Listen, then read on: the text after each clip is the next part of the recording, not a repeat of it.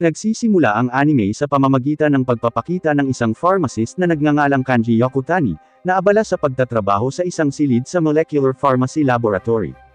Itinuloy ni Yokotani ang larangan ng pharmacist at nagtagumpay sa pagbuo ng pinakamahusay na pananaliksik sa mundo.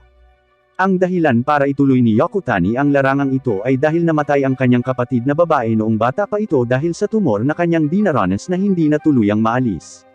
Alam ito ng batang Yokotani at determinado siyang bumuo ng pananaliksik na may kaugnayan sa molecular pharmacy upang pagalingin ang mga pasyenteng dumaranas ng mga sakit tulad ng kanyang yumaong kapatid na babae. Higit pa rito, dahil si Yokotani ay isang regular na tao, sinusubaybayan niya ang kanyang mga oras. Pagkatapos ng isang oras na trabaho, nagpasya siyang magpahinga sandali at iset ang alarm para hindi siya masyadong late magising. Gayunpaman, nang tumunog ang alarma, hindi siya nagising dahil namatay siya sa sobrang pagod sa trabaho. Hindi nagtagal, nang imulat ni Yokotani ang kanyang mga mata, nakita niya ang isang katulong na babae na nagngangalang Charlotte Soller. Napagtanto ni Charlotte na tinawag si Yokotani bilang young master, na may sakit pa rin siya dahil sa tama ng kidlat, kaya pinapahiga niya ito. Matapos tingnan ang kanyang katawan, napagtanto niya na siya ay muling nagkatawang tao sa isang batang lalaki na pinangalanang Palma de Medicis. Nang malaman ni Charlotte na hindi siya nakilala ni Palma, muli siyang nagpakilala. Pagkatapos noon, tinulungan niya si Palma na tanggalin ang mga benda at laking gulat niya nang may nakita siyang marka sa braso nito. Sinabi ni Charlotte na ang marka ay katulad ng banal na tanda ng Diyos ng Yakusen o ang Diyos ng pagpapagaling. Gayunpaman, itinanggi ito ni Palma at sinabing ang marka ay paso lamang mula sa tama ng kidlat. Sa isang eskinita sa tirahan ni Palma, ipinaliwanag sa kanya ni Charlotte na naglilingkod siya sa pamilyang de Medicis, isa sa mga nangungunang maharlikang pamilya sa Sanflug Empire, na kilalang nagtatrabaho bilang pharmacist ng empire ilang siglo na ang nakararaan. Ang kanyang ama, si Bruno de Medicis, ay isang maharlika na may titulong Archduke at ang principal ng Imperial Pharmacy School. Nang makita niya ang isang hilera ng mga larawan ng pamilya de Medici sa pasilyo, sinabi ni Charlotte kay Palma na ang pangalan ng kanyang ina ay Beatrice at ang pangalan ng kanyang nakababatang kapatid ay Blanche. Sinabi ni Charlotte na ang nakatatandang kapatid ni Palma, si Pal, ay kasalukuyang nag-aaral sa Novartlub Pharmacy University, ang pinakatanyag na unibersidad sa buong mundo na medyo malayo sa kanilang tahanan. Bilang isang ama, nais ni Bruno na hindi lamang ma-master ng kanyang mga anak ang agham sa pharmacy kundi magamit ang sacred technique, isang mahiwagang pamamaraan na regalo mula sa mga Diyos. Bukod sa nawawala ng memorya, hindi na rin pala natatandaan ni Palma ang holy technique na mayroon siya, ito ay ang holy water technique. Nagulat si Charlotte na nakakaalam nito, dahil na-master na ni Palma ang holy water technique noon. Sinabi niya sa kanya na kung hindi niya matutunan ang sagradong pamamaraan, siya ay aalisin sa kanyang pagkamaharlika at sisipain palabas ng bahay.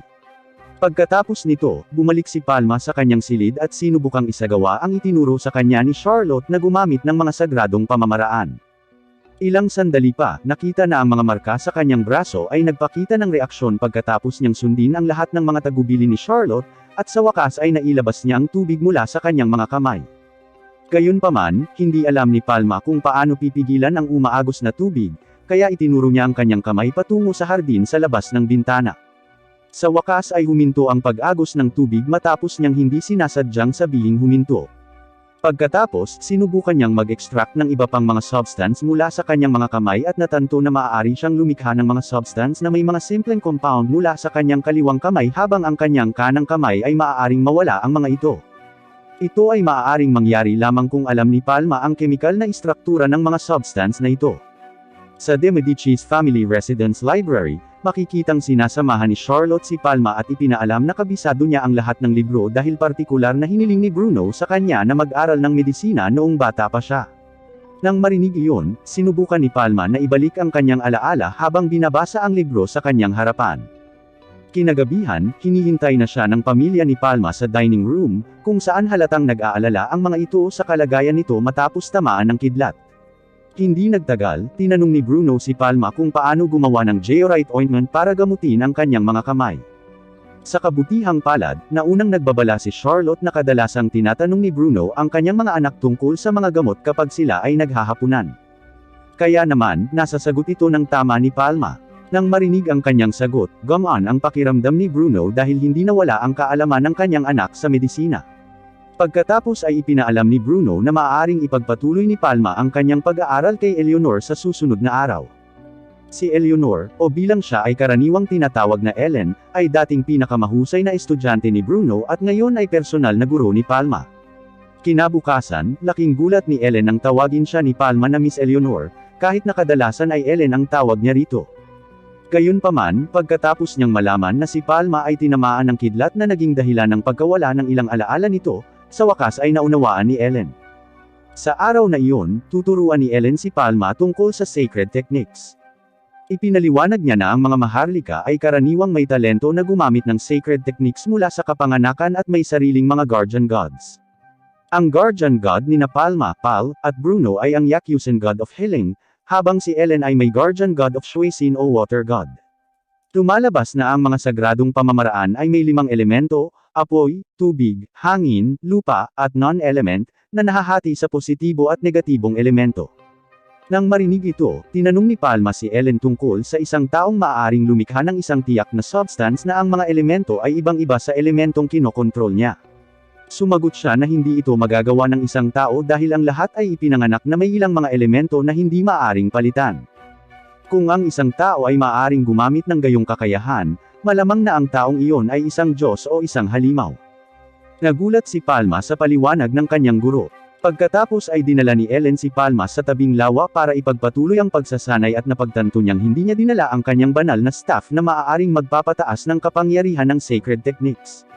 Di nagtagal, pinahiram siya ni Ellen ng staff para makapagsimula na ang practice.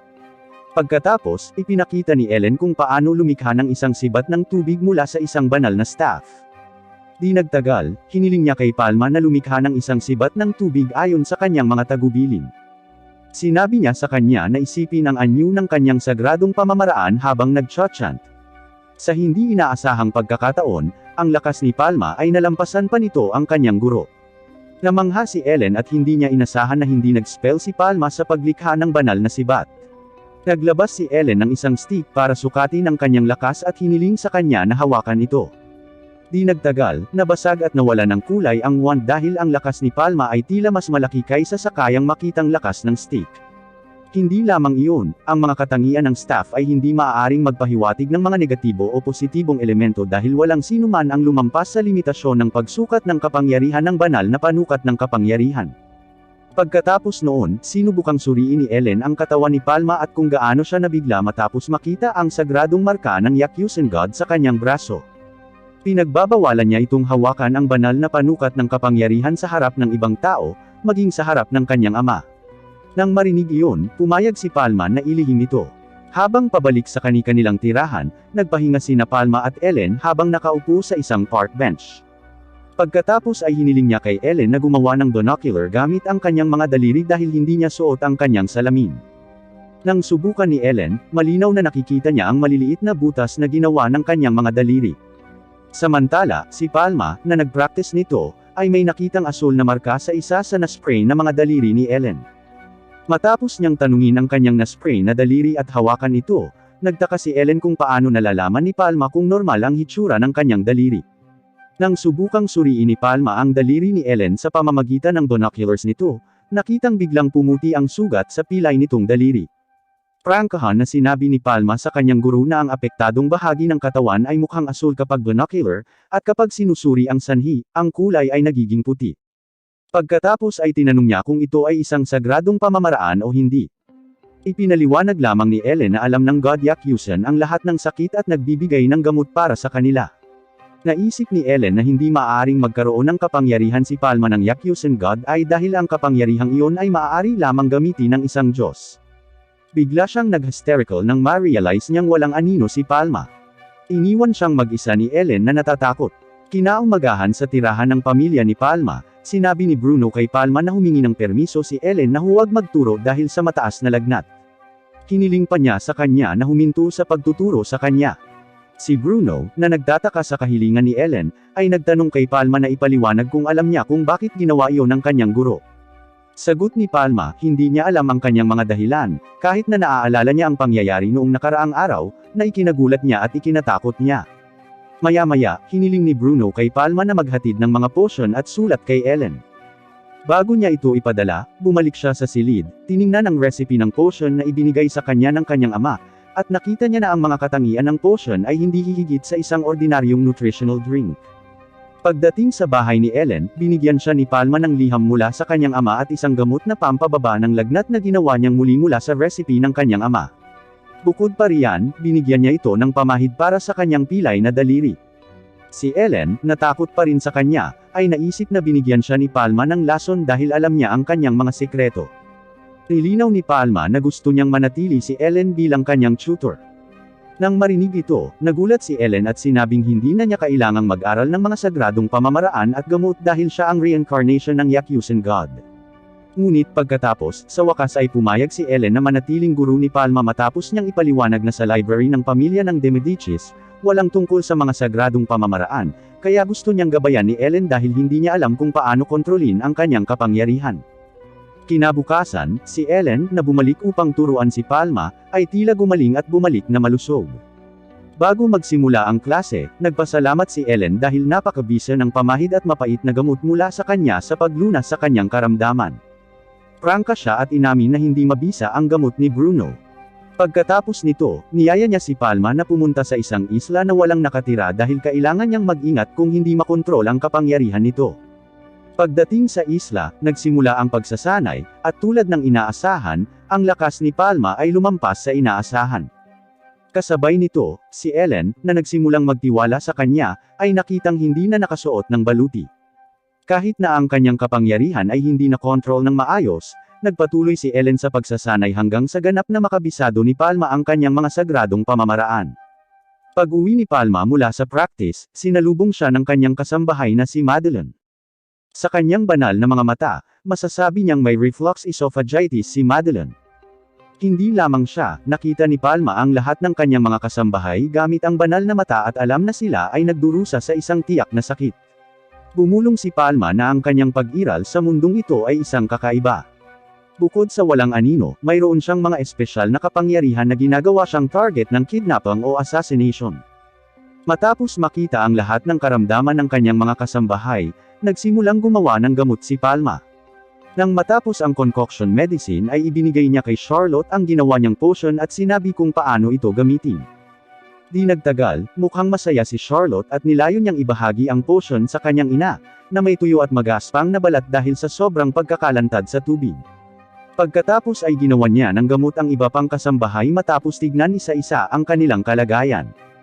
Nang bigyan ni Palma ng gamot si Madeline, hindi niya akalain na iiyak ito at labis na nagpapasalamat sa kanya.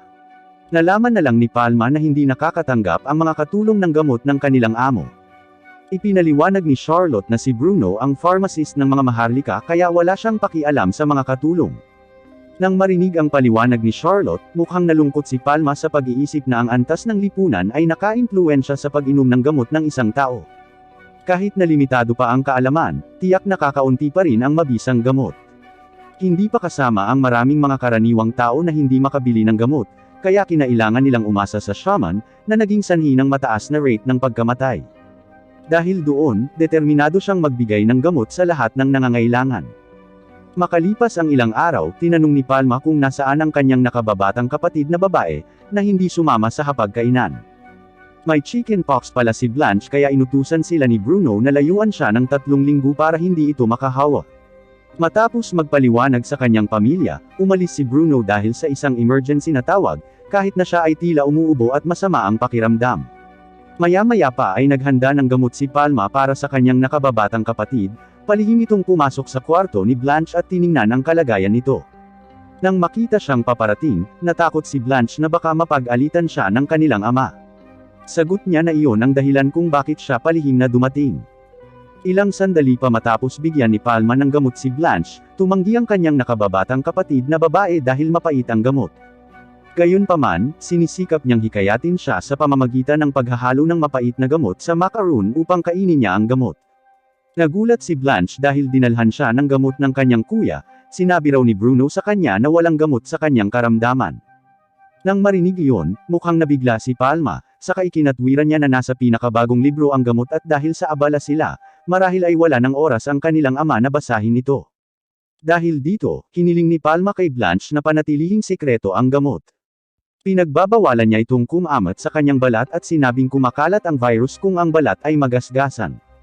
Nagtaka si Blanche kung ano ang virus dahil hindi pamilyar ang mga tao sa konsepto ng mga virus o bakterya sa kanyang mundo.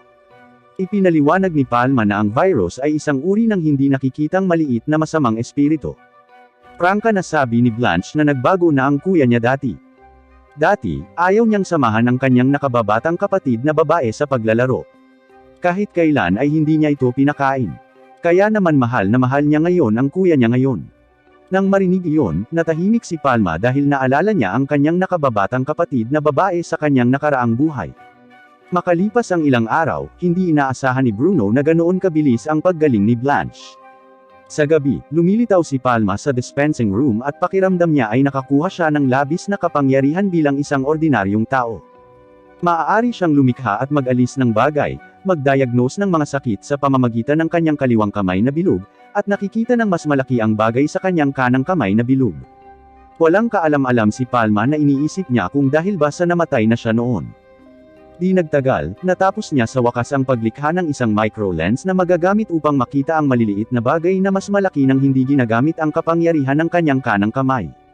Kahit na imposibleng makakita ng virus na napakaliit, maaari niyang ipakita ang bakterya ni Blanche gamit ito. Nang makikipagkita na sana si Palma kay Blanche para ipakita ang device, biglang tumawag ang kanyang ama at sinabihan siyang maghanda na para umalis, dahil may emergency na tawag mula sa Imperial Palace na nagpapaalam sa kanya ng biglang lumalalang kondisyon ng kalusugan ng Reyna.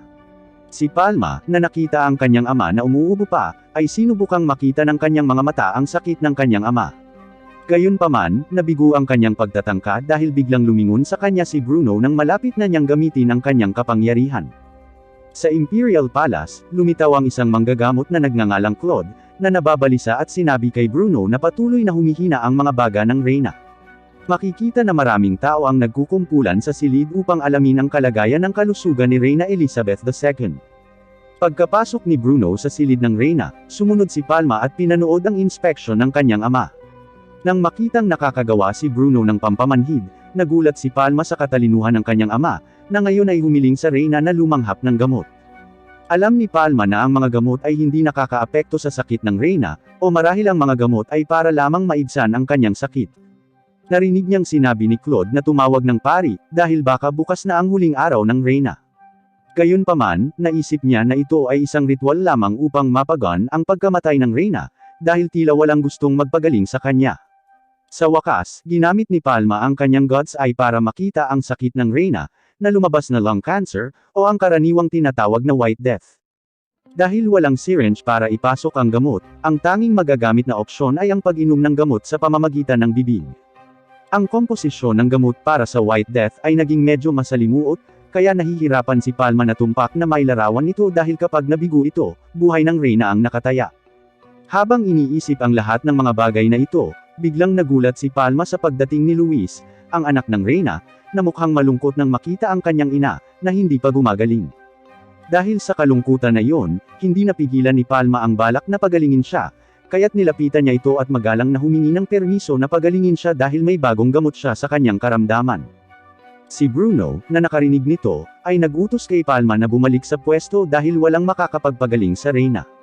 Gayunpaman, ang kanyang pagkilos ay pinigilan ng Reyna, na pinahintulutan na pagalingin siya ni Palma. Sa isang nakalok na silid, nagsimulang maghanda si Palma sa paghahalo ng gamot habang patuloy na kinakalampag ni Bruno ang pinto, na pinipilit ang kanyang anak na isuko ang kanyang pagsisikap na iligtas ang Reyna. Isang inis na Bruno pagkatapos ay gumamit ng kanyang mahika upang sirain ang pinto. Pagpasok niya ay pinagalitan ni Bruno si Palma na lumilikha ng gamot. Alam na ni Bruno na may White Death ang Reyna, kaya naman kinilala ni Palma ang husay ng kanyang ama sa pagdiagnose ng sakit ng walang tulong ng isang banal na mata na katulad niya. Pinaalalahanan ni Bruno si Palma na ang mga White Death patients ay hindi magagamot kaya labis silang nagdurusa. Gayunpaman, iginiit niyang gawin ang gamot at sinabing dapat din inumin ng kanyang ama ang gamot. Si Bruno na lalong naging emosyonal ay ginamit ang kanyang staff at naghanda sa pag-atake. Gayunpaman, sinubukan ni Palma na pakalmayan ang kanyang ama dahil ayaw niyang sirain ni Bruno ang silid. Bigla siyang inatake ni Bruno ngunit sa taglay niyang kapangyarihan ay nagawa ni Palma ang mahiwagang barrier na ikinagulat ni Bruno, dahil hindi gumamit ng staff o spells ang kanyang anak sa paggawa ng barrier. Pagkatapos ay ibinigay ni Palma ang kanyang kwaderno kay Bruno kasabay ng pagpapaliwanag na ito ang bagong kaalaman na napanaginipan niya nang tamaan siya ng kidlat. Tiningnan ni Bruno ang libro at napansin niya ang isang sagradong simbolo sa braso ni Palma. Pagkatapos ay naniniwala siya na ang kanyang anak ay nakatanggap ng isang paghahayag mula sa Yakuzen God. Paliwanag ni Palma kung magiging matagumpay ang konkoksyon ng gamot, nanaisin niyang itaas ang magandang pangalan ng kanyang ama sa palasyo. Gayunpaman, tinanggihan ito ni Bruno, at ipinunto niya na si Palma ay dapat na managot para sa kanyang sariling komposisyon, dahil ang reyna ay itinaya ang kanyang buhay upang magtiwala sa kanya. Iyan ang responsibilidad at pagmamalaki ng isang pharmacist. Sa kalaunan, tinanggal ni Palma ang kanyang mga pader, at ipinaalam sa kanyang ama na ang kanyang anak ay may positibong elemento ng tubig. Si Palma, natapos na sa paggawa ng gamot, ay pumasok sa silid ng reyna na may suot na mask. Si Claude, na nakakita nito, ay lumapit sa kanya at sinubukan siyang harangan. Nang makita ng reyna na hinaharangan niya si Palma, pinagalitan niya si Claude at hiniling kay Palma na dalhin ang gamot. Sa kabilang banda, pinuntahan ni Claude si Bruno at tinanong kung hindi niya sinubukang pigilan ang kanyang anak. Mahinahong sagot ni Bruno na naniniwala siya sa mga kakayahan ng kanyang anak na maaaring higit pa sa kanilang lahat. Bago ipaliwanag ni Palma ang epekto ng concoction, nais niyang magpakita ng sample ng plema ng reyna gamit ang microscope na device na ginawa niya. Nagulat ang reyna nang makita ito, pagkatapos ay hiniling na makita ang nilalang sa tool. Ipinaliwanag ni Palma na ito ay isang maliit na organismo na naging sanhi ng White Death. Ang nilalang ay isang bakteryum na nahawa sa reyna. Kung ang gamot ay regular na iniinom sa loob ng 6 na buwan, maaaring siya ay ganap na gumaling. Pagkatapos ay hiniling ni Palma sa reyna na uminom ng gamot, at mula sa araw na iyon, diretso na itong mga siwa sa kanya upang uminom ng gamot araw-araw.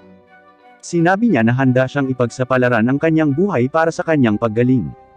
Pagkaraan ng ilang sandali, ipinaalam ni Palma sa lahat na kung mapatunayang matagumpay ang bagong gamot, maaaring magamot ang White Death. Kaya, hindi na nila kailangang matakot sa sakit. Ang mga tao doon ay tila masigasig na marinig ang kanyang paliwanag at hiniling sa kanya na ipaliwanag ang bagay ng detalyado. Pinuri pa ng ilan ang kanyang sagradong pamamaraan bilang hindi pangkaraniwan para sa paggawa ng isang microlens. Nang marinig iyon, ipinaliwanag ni Palma na hindi ito isang banal na pamamaraan ngunit madali itong gawin. Handa siyang ibahagi sa kanila ang kanyang disenyo. Habang pauwi, paminsan-minsan ay sinusulyapan ni Bruno ang anak. Napagtanto niyang paulit-ulit niyang sinasabi kay Palma na laging magkaroon ng konsensya sa bawat pasyente niya, ngunit hindi niya ginawa ang ganoon para sa kanyang anak. Maging siya ay hindi alam kung ano ang iniisip at nararamdaman ng kanyang anak araw-araw. Matapos matanggap ang gamot na concoction mula kay Palma, nagpasalamat at pinuri ni Bruno ang kanyang anak dahil sa kanyang pambihirang kakayahan. Sinabi ni Palma na pinuri ng kanyang ama, na bagaman malawak ang kanyang kaalaman, hindi niya alam kung paano haharapin ang mga namamatay na pasyente gaya ng ginawa ng kanyang ama. Dahil doon, bilang isang taong nagpersige ng pharmaceutical at medical sciences, hiniling ni Palma sa kanyang ama na patuloy siyang gabayan. Si Bruno na tila na antig sa sinabi ng anak ay pumayag sa kanyang kahilingan. 3 buwan pagkatapos ng pagpapatawag ng palasyo, sinabi ni Bruno kay Palma na isang kinatawan mula sa Novartlub University ang pumunta sa kanilang bahay, at hiniling sa De Medici's family na i-publish ang prescription para sa White Death medicine na kanyang natuklasan. Nagdahilan tuloy si Bruno para umuwi ang mga kinatawan ng universidad dahil sigurado siyang milagro mula sa Yakuzen God ang gamot kaya hindi na ito kailangan pang ituro sa ibang tao. Gayunpaman, iba pala ang opinyon ni Palma.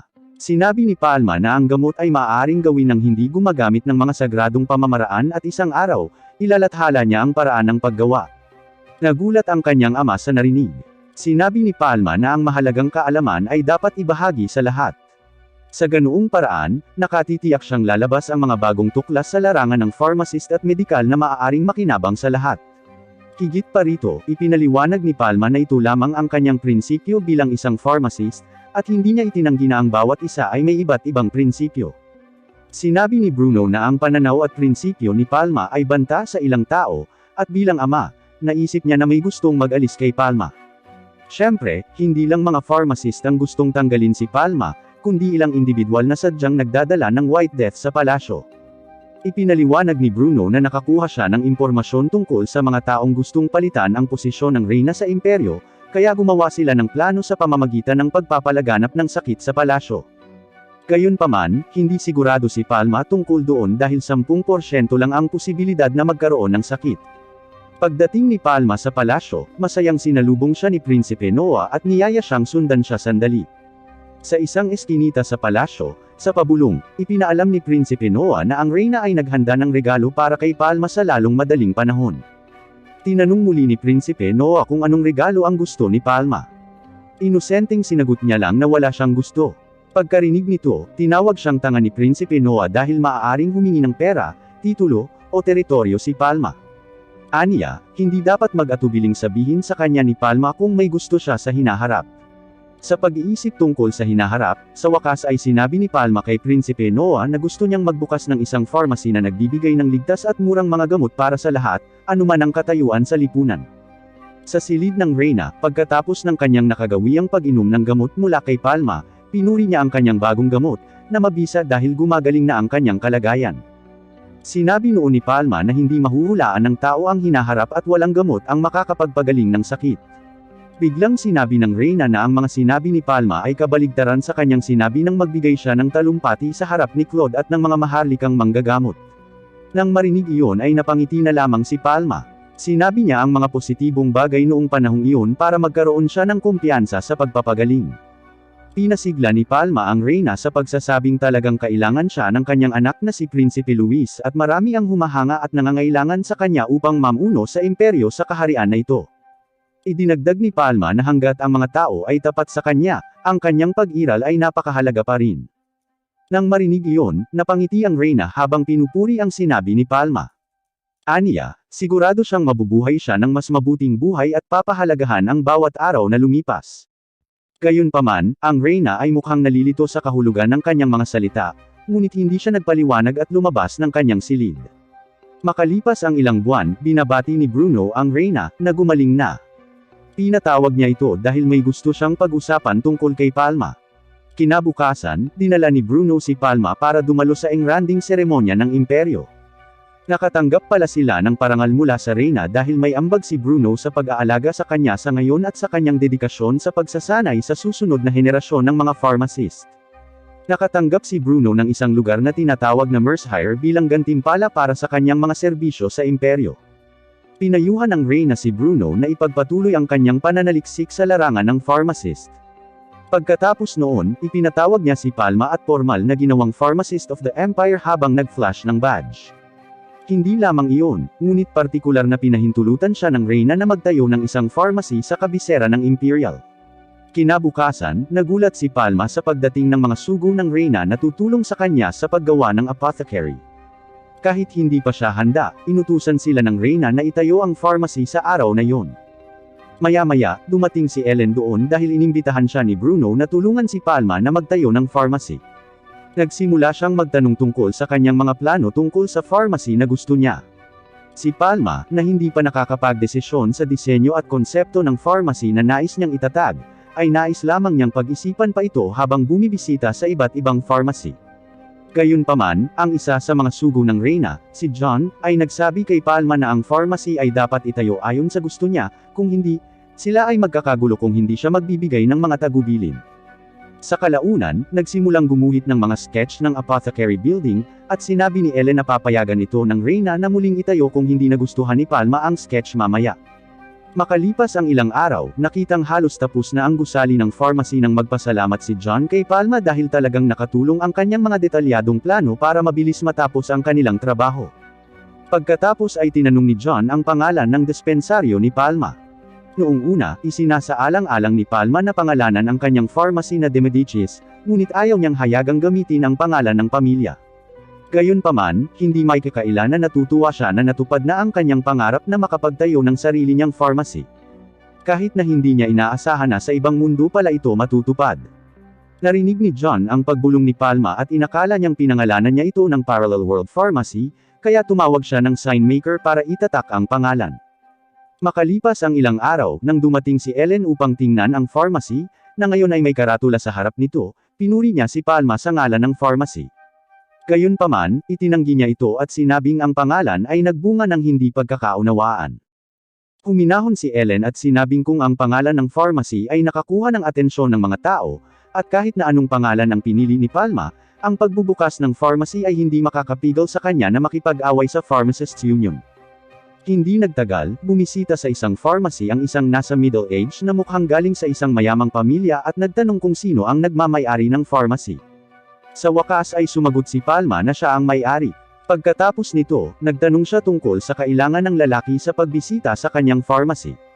Ipinakilala ng lalaki ang kanyang sarili bilang Veron at sinabing siya ang pinuno ng Seinfeld Pharmacists Union. Magalang na ipinakilala ni Palma ang kanyang sarili bilang Royal Pharmacist at nagmula sa pamilyang de Medicis.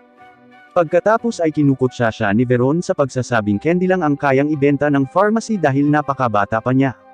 Si Ellen, na narinig ang sinabi ni Veron, ay mukhang inis na inis at tila handa nang makipaglaban. Nang makita ang ugali ng kanyang guro, sinubukan ni Palma na pakalmayan si Ellen, at ngumiti kay Veron habang sinasagot na nagbibenta siya ng throat tablets na may substance na katulad ng candy.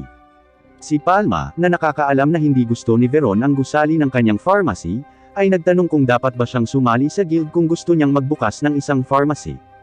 Sumagot si Veron na hindi tumatanggap ang guild ng mga miyembro ng Maharlika, ngunit isa sa alang-alang niya ito kung gusto ni Palma na sumali. Ikinatwiran niya na ang kanyang guild ay hindi nagbibenta ng mamahaling gamot tulad ng ginagawa ni Palma.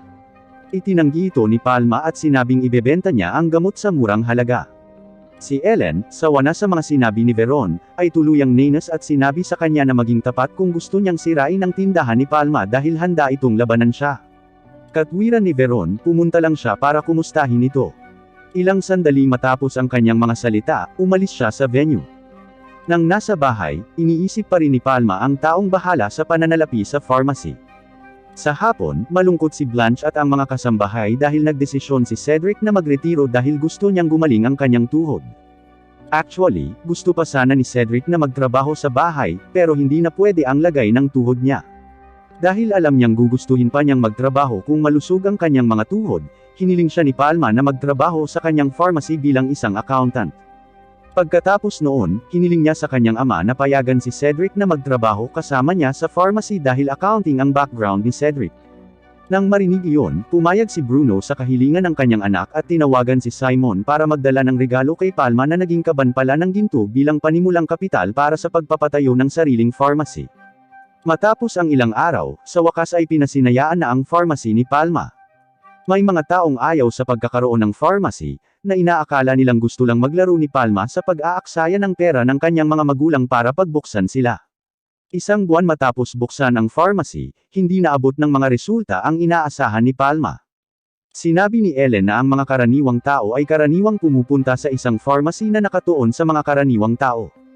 Samantala, ang mga Maharlika ay karaniwang nagpapatawag ng isang manggagamot sa kanilang tahanan.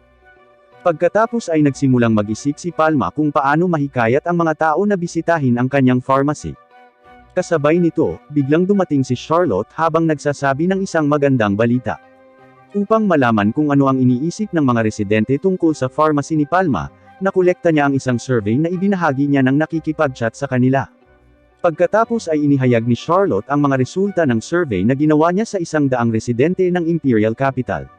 Ang unang bagay na nag-alinlangan sa mga mamamayan na bisitahin ang pharmacy ni Palma ay ang Imperial Crest na kitang-kita na nakadisplay sa harap ng pharmacy, na tila nakatakot sa maraming tao. Bukod pa riyan, hindi alam ng mga residente kung paano makipag-usap sa mga Maharlika sa takot na mapag-alitan sila. Tapos may mga nagsabing wala silang maayos na damit para pumunta sa tindahan ng Maharlika, kahit na walang pakialam si Palma doon. Tapos medyo nakakatakot sa mga residente ang guard sa pinto, at huli, wala silang tiwala sa pagbili ng gamot sa isang pharmacy dahil 10 taong gulang na bata ang may-ari. Di nagtagal, iminumungkahi ni Cedric na ipakita ang mga presyo ng gamot at mga bayarin sa inspection partikular sa harap ng tindahan.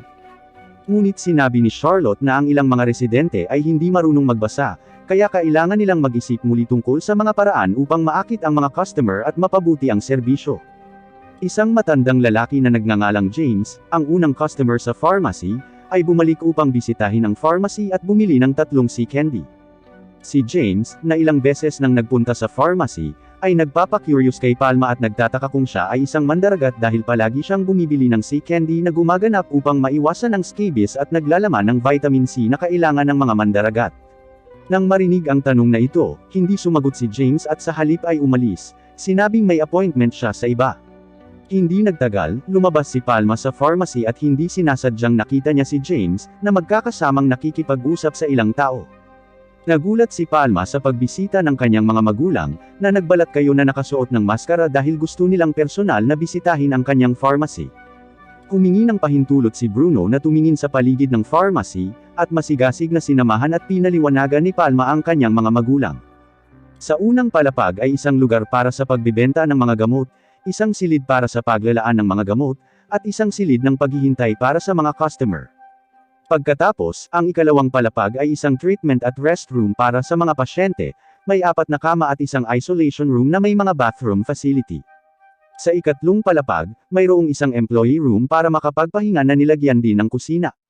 Habang ang ika-4 na palapag ay ginagamit para sa laboratorio, kung saan si Palma ay gumagawa ng mga gamot. Nagkomento si Bruno na medyo maganda ang pharmacy at nagtanong tungkol sa mga customer dahil wala siyang nakitang maharlika, mga ngalakal, o karaniwang tao na dumarating. Prangkahan na sinabi ni Palma na nag-iisip sila ng mga paraan para maakit ang mga mamimili para maging komportable silang bumili ng gamot doon. Pagkatapos ay iminumungkahi ni Beatrice na magbenta si Palma ng mga pampaganda sa mga maharlika. Kung ang mga pampaganda ay kilala sa mga maharlika at mabibili sa murang halaga, gagamitin din ito ng mga karaniwang tao. Nang marinig ang payo ng kanyang ina, tinanong ni Palma kung anong mga pampaganda ang karaniwang ginagamit ng mga maharlika. Sumagot si Beatrice na noon pa man ay interesado na siyang gumamit ng mga kosmetikong produkto na maaaring magpaganda ng balat na may mabango at pangmatagalang amoy. Iminungkahi ni Bruno na huwag magbenta ng bleaching powder si Palma dahil naglalaman ito ng mga delikadong metal tulad ng white lead at mercury chloride, at malalanghap sa bibig at ilong, kaya dapat maging maingat ang mga tao sa paggamit nito. Sa kalagitnaan ng kanilang pag-uusap, may dumating na lalaki sa pharmacy at sinabi sa kanila na isang maharlika na babae na nagngangalang Chloe ang biglang nahimatay. Nang marinig ito, sumugod si Palma para tingnan ito. Pagdating sa lugar, sinabi ni Palma sa kasambahay ni Chloe na siya ang pharmacist ng palasyo, at sa wakas ay pinayagang pumasok sa karwahe ng kabayo, kung saan siya nagpapahinga. Sa kanyang banal na mga mata, masasabi ni Palma na si Chloe ay hindi dumaranas ng anumang karamdaman at ang kanyang kasalukuyang kalagayan ay sanhi ng ilang mga hiwa sa kanyang braso, na nagsimulang maging impeksyon. Sa wakas, sinabi ni Palma sa kanyang kasambahay na walang sakit si Chloe ngunit nanghihina lang siya dahil katatapos lang niyang magpa-bloodletting method. Nang marinig iyon, hindi makapaniwala si Chloe dahil isang pinagkakatiwalaang manggagamot ang gumawa nito. Muling ipinaliwanag ni Palma na kung siya ay dumudugo kahit na hindi siya dumaranas ng sakit na may malaking bilang ng mga hiwa, syempre, maaari itong magdulot ng impeksyon. Pagdating sa pharmacy, tapat na sinabi ni Chloe, anak ng Marquis de Chatillon, isang kilalang negosyante sa kabisera, na tinanggihan siya ng lalaking gusto niya dahil gusto daw niya ang mga puting babae. Iniisip ni Chloe ay sasabihin ng lalaki na gusto siya nito kapag pumuti na ang balat nito, kaya desidido siyang gawin ang bloodletting method. Sinabi sa kanya ni Palma na ang labis na pagdurugo ay maaaring maging banta sa buhay. Nagbigay siya ng syrup para gumaling sa anemia, at gamot para sa impeksyon habang ipinapaliwanag na ang gamot ay dapat inumin 3 beses sa isang araw, ito ay umaga, hapon, at gabi. Hindi rin nakakalimutan, pinayuhan ni Palma si Chloe na itigil na ang paggamit ng whitening powder dahil maaari nitong ilagay sa panganib ang kanyang kalusugan. Habang umiiyak ay sinagot niya na hindi niya kaya dahil gusto niya laging maganda sa harap ng lalaking gusto niya. Pagkatapos ay iminungkahi ni Charlotte si Palma na gumawa ng isang bagay para kay Chloe, at sa wakas, naalala niya ang isang powder foundation na maaaring magpaputi ng balat at may ligtas na sangkap. Tutulungan daw niya si Chloe at hiniling na bumisita sa pharmacy sa loob ng 1 linggo. Makalipas ang ilang araw, ginugulat ni Palma ang lahat sa pharmacy dahil sobrang puti ng mukha nito. Sinusubukan niya pala ang isang powder na ginawa niya para kay Chloe. Ang mga pampaganda na kanyang ginagawa ay ligtas para sa kalusugan. Wala itong lead o mercury compound dahil gawa ito sa mga natural na sangkap at mabuti para sa balat. Nagtataka, nagtanong si Ellen tungkol sa lead at mercury.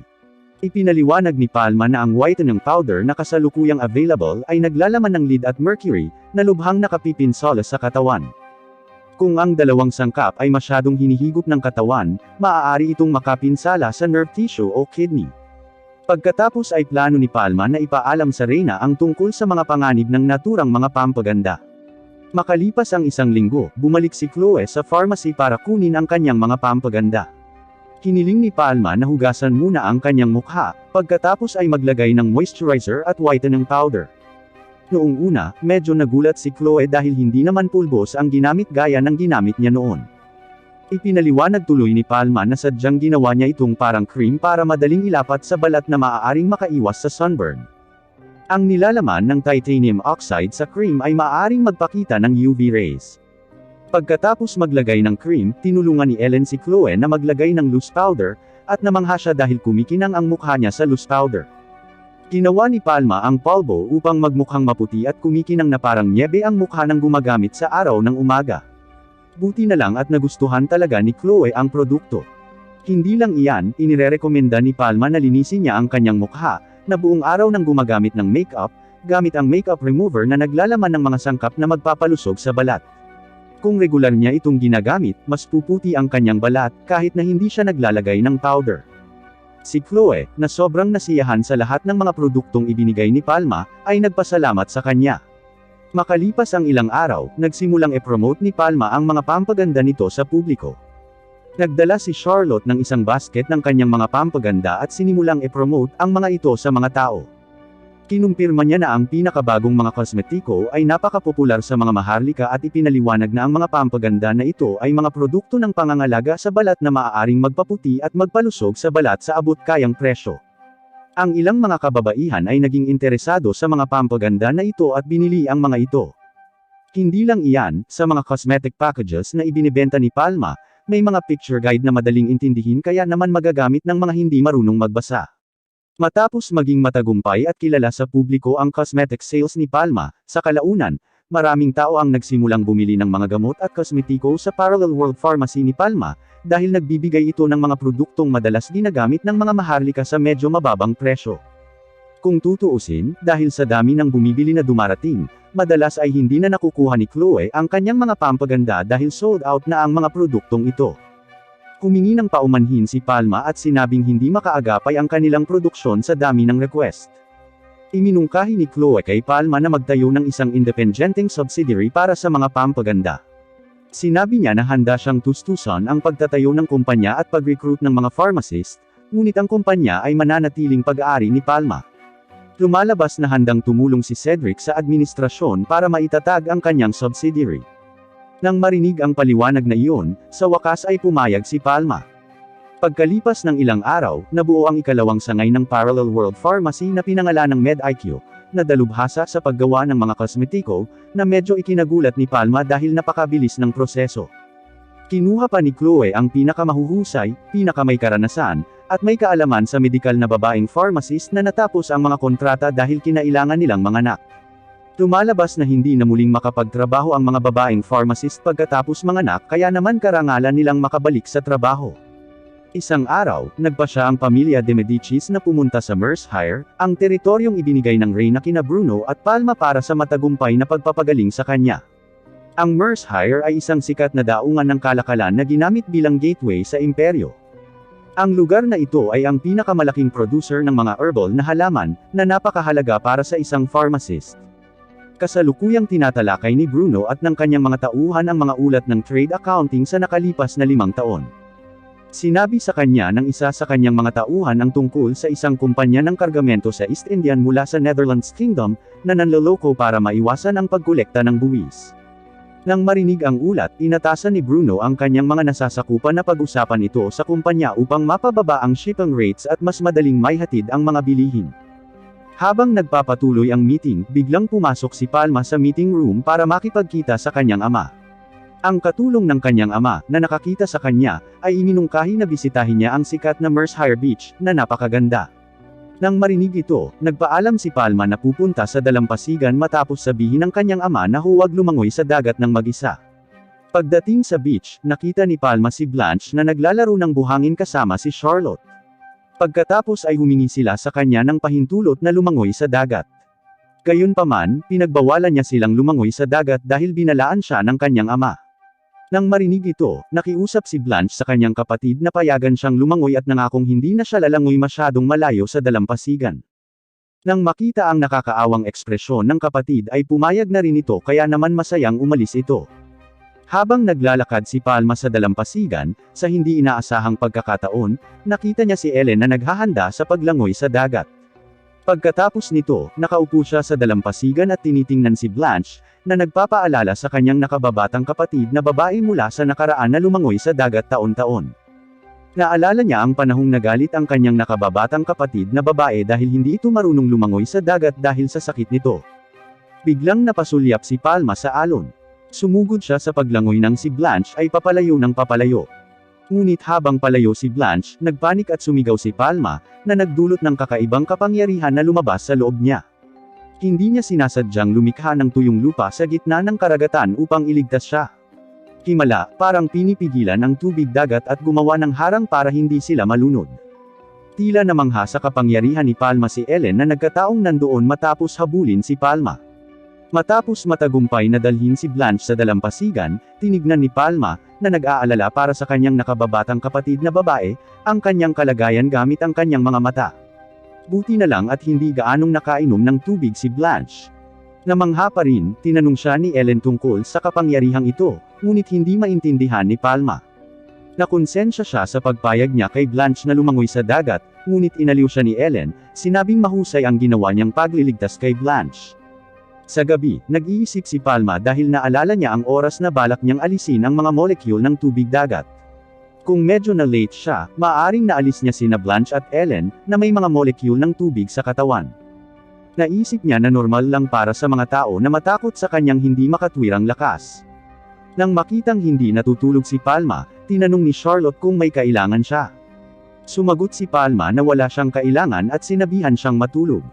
Gayunpaman, nagkaroon siya ng lakas ng loob na tanungin si Palma tungkol sa pangyayari sa dalampasigan. Pagkatapos ay sinabi ni Palma na gusto niyang huwag matakot si Charlotte sa kanya pagkatapos makita ang kanyang banal na pamamaraan. Tila nakita niya ang isang napakatakot na Charlotte sa dalampasigan pagkatapos nitong makita ang lakas nito. Si Charlotte, na nakonsensya, ay humingi ng tawad at sinabing ang kanyang banal na pamamaraan ay hindi pangkaraniwan at matapang na tinulungan si Blanche, kahit na siya ang dapat tumulong kay Blanche, hindi siya. Gayunpaman, binigyang katwiran ni Palma ang ginawa ni Charlotte dahil alam niyang hindi marunong lumangoy si Charlotte. Masaya raw siya na nananatili si Charlotte sa dalampasigan at hindi inilalagay sa panganib ang sarili. Kahit na si Blanche ay ang kanyang paboritong maliit na kapatid na babae, itinuring niya si Charlotte na kasing halaga ng kanyang pamilya.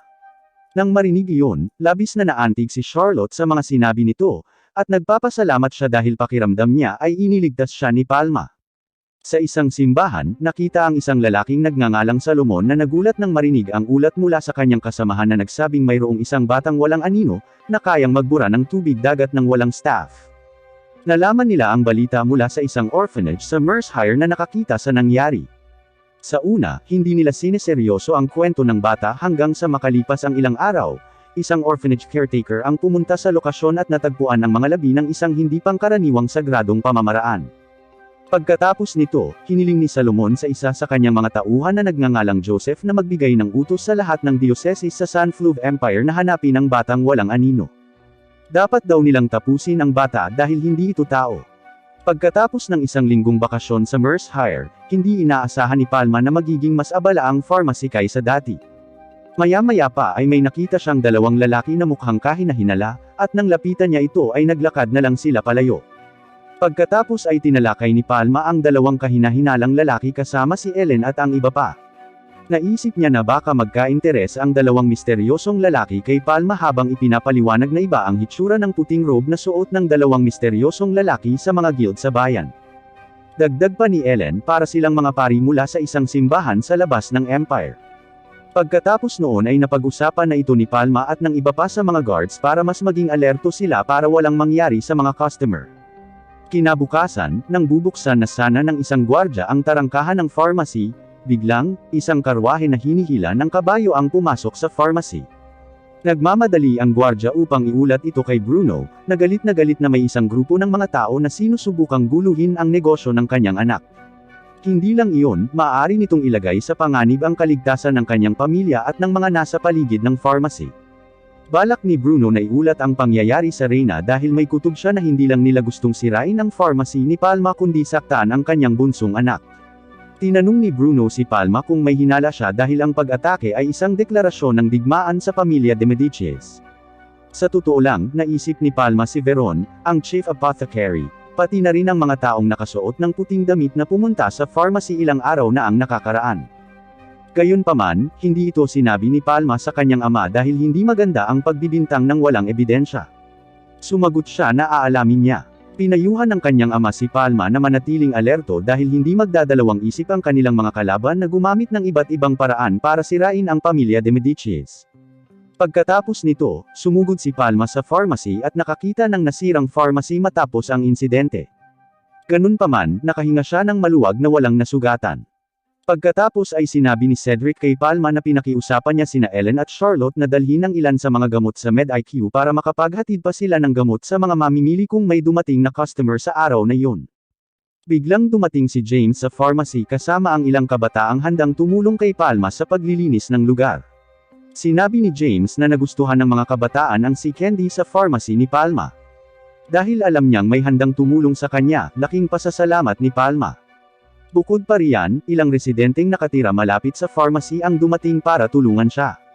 Hindi nagtagal, biglang dumating sa pharmacy ang isang babae at pinakiusapan si Palma na tingnan ang kalagayan ng kanyang ama na matagal nang walang malay dahil sa init.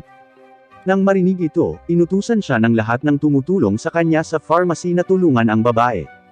Ganoon din ang sinabi ni Cedric at tiniyak niya kay Palma na kaya niyang bantayan ang lahat ng nagtatrabaho. Hindi nagtagal, kinuha ni Palma ang kanyang medical equipment box at sumakay ng kabayo papunta sa bahay ng babae, na malayo sa lungsod. Sa daan, itinuro ng babae ang isang parang na nagpilit sa kanila na ipagpatuloy ang kanilang paglalakbay sa paglalakad. Nang tatanungin na sana muli ni Palma ang direksyon at nang lingunin, na wala na pala ang babae. Hindi nagtagal, biglang pinalibutan si Palma ng grupo ng mga lalaki na nakasuot ng puting robe sa pangunguna ni Salomon. Napagtanto niya na maaaring inutusan ni Salomon at ng kanyang mga tauhan ang babae na Ephraim siya.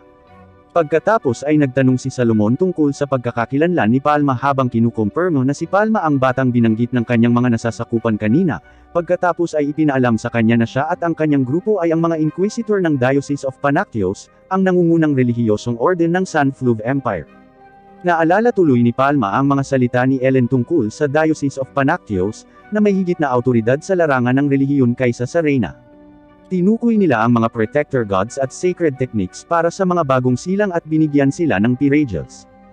Bilang karagdagan, mayroong isang grupo sa loob ng orden na ang trabaho ay paksain ang masasamang espiritu at mga heretical people, tulad ni Salomon at ng kanyang grupo. Inakusahan ni Salomon si Palma bilang isang masamang espiritu na nakabalat kayo bilang isang batang lalaki. Itinanggi ito ni Palma at sinabing tao siya. Ngunit hindi naniwala si Salomon sa kanyang sinabi at inutusan ang kanyang mga tauhan na bumuo ng isang magic seal na madaling nasira ni Palma. Pagkatapos ay sinubukan ni Palma na kumbonsihin si Salomon at ang kanyang grupo na siya ay hindi isang masamang espiritu, ngunit inaatake pa rin nila siya sa lahat ng paraan na posible, ngunit madali niyang naiiwasan ang lahat ng kanilang mga pag-atake. Nang makitang ang lakas ni Palma ay higit sa isang ordinaryong tao, inutusan ni Salomon ang kanyang mga tauhan na patayin siya. Noong una, ayaw lumaban ni Palma, ngunit dahil matigas ang ulo ng mga tao, sa wakas ay ginamit niya ang kanyang lakas para mahulog si Solomon mula sa kanyang kabayo. Hindi nagtagal, biglang lumitaw ang Diyos na si Yakyusen bilang si Palma, na nagsabi sa kanila na itigil na ang pag-atake sa kanya dahil naparito siya sa mundong ito hindi para lumaban kundi para gamitin ang kanyang kapangyarihan para magpagaling ng iba. Kasabay nito, napansin ni Salomon at ng grupo ang sagradong marka sa braso ni Palma, isang sagradong simbolo ng isang Diyos ng walang limitasyong kapangyarihan. Hindi nagtagal ay napagtanto ni Salomon at ng kanyang grupo na ang walang anino na katawan at ang sagradong simbolo ng Diyos ng Yakyusen ay patunay na si Palma ay talagang isang pagkakatawang tao ng isang Diyos. Ang paglitaw ng Yakyusen God ay nagpagising sa mga lalaking nakasuot ng puting damit at lumuhad sa harap ni Palma matapos malaman na ang figure sa harap nila ay isang Diyos. Pagkatapos ay ipinagtapat ni Salomon ang kanyang kasalanan dahil sa mapangahas niyang inatake ang Diyos. Bilang parusa, handang mamatay si Salomon, dahil ang sugat sa pagkahulog mula sa kanyang kabayo ay hindi nagagaling, kaya maya-maya, tiyak na mamamatay ito. Pagkatapos ay humingi ng pahintulot si Salomon kay Palma na tapusin ang kanyang buhay sa lugar. Pinipigilan ni Palma, na bumalik sa kanyang anyo bilang tao, na wakasan ang kanyang buhay. Sinabi na gusto niyang mabuhay si Salomon at ang kanyang grupo at hindi na siya guluhin at ang kanyang pharmacy. Paliwanag ni Palma, ayaw niyang dumanak ang dugo dahil sa insidente. Pagkatapos ay ginamit niya ang kanyang banal na mata upang makita ang sugat ni Salomon. Dahil sa insidente, nag-crack ang upper shins ni Salomon at umagos ang dugo dahil sa tama nang mahulog siya mula sa kabayo. Nang makitang medyo malubha ang mga sugat ni Salomon, sinadya ni Palma na operahan siya bago mahawa ang sugat at maaaring ilagay sa panganib ang kanyang buhay.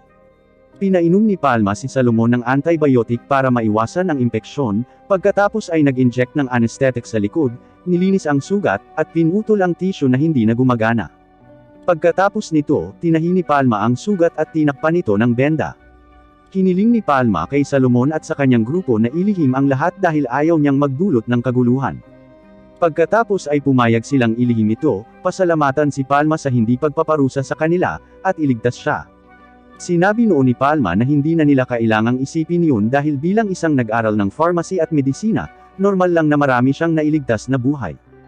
Pagkalipas ng ilang buwan, sinabi ni Ellen kay Palma na ang isang bagong hinirang na punong pastor ay dumating sa pharmacy, at ito pala ay si Salomon, na gustong pasalamatan si Palma at bigyan siya ng regalo.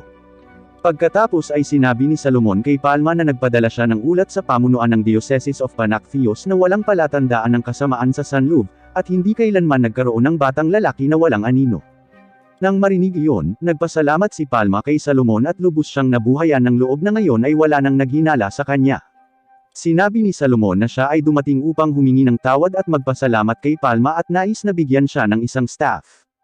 Ang staff ay isa sa mga kayamanan ng Diocese of Panaxios, na tinatawag na God of Pharmacies Staff. Bukod sa kakayahang tulungan ang gumagamit na lumaban, ang staff ay maaaring gamitin upang masuri at maging isang daluyan para sa pagpapagaling. Nang hawakan ni Palma ang staff na ibinigay sa kanya ni Salomon, nagliwanag ang staff, na nagpapahiwatig na kinilala ng staff ang Diyos ng pharmacy na si Palma.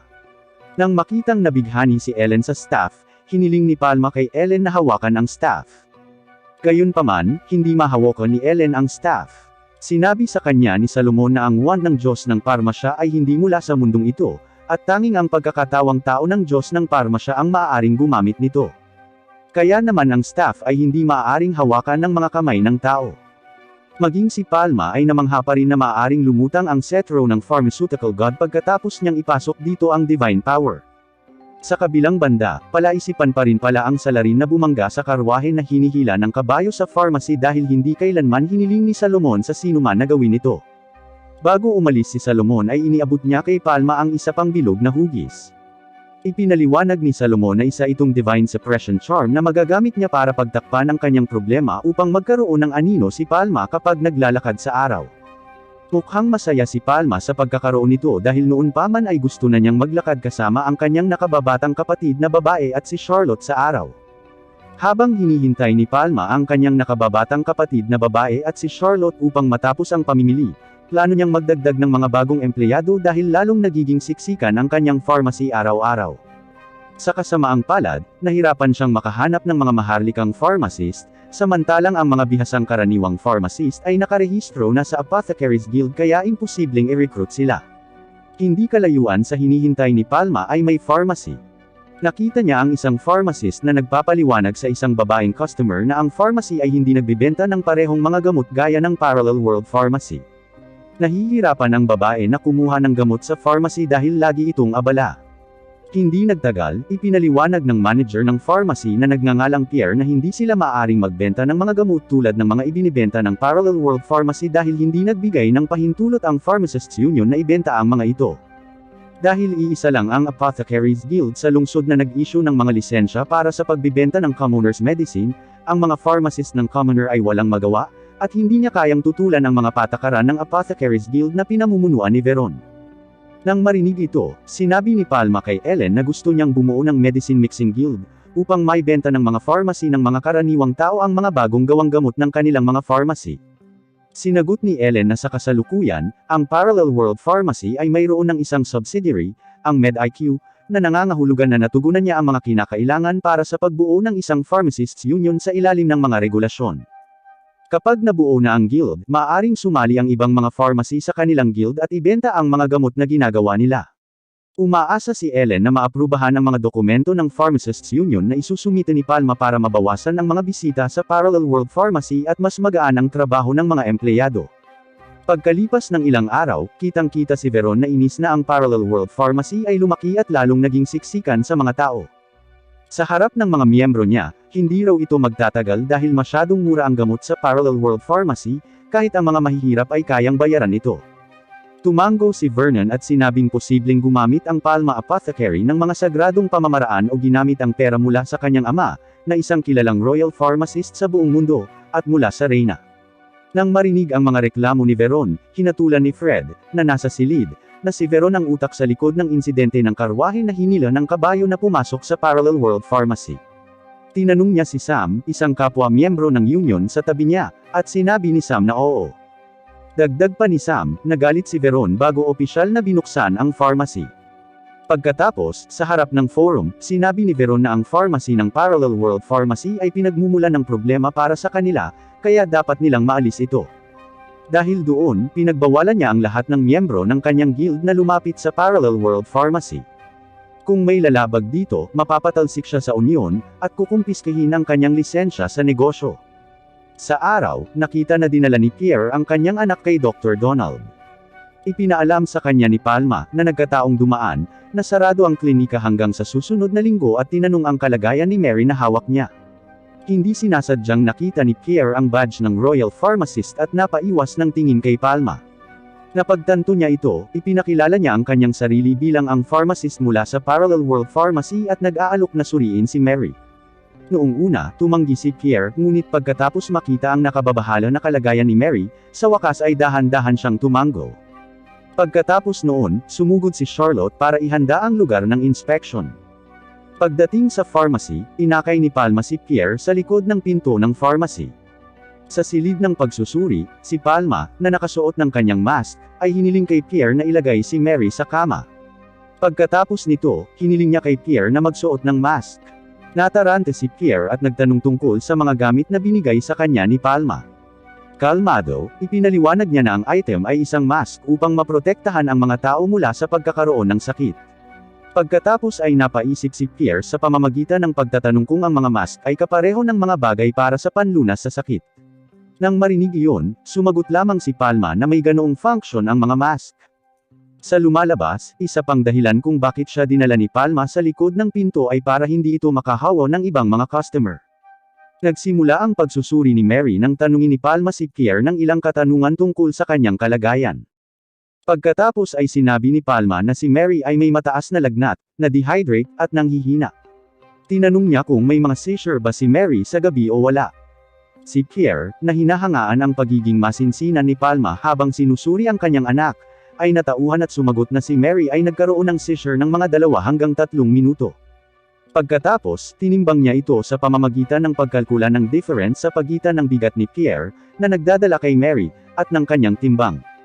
Ipinaliwanag ni Palma na ang timbang ni Mary ay makakatulong sa kanya na matukoy ang tamang dosis ng gamot dahil kung hindi tama ang dosis, hindi magiging epektibo ang gamot o maaaring magkaroon ng side effect.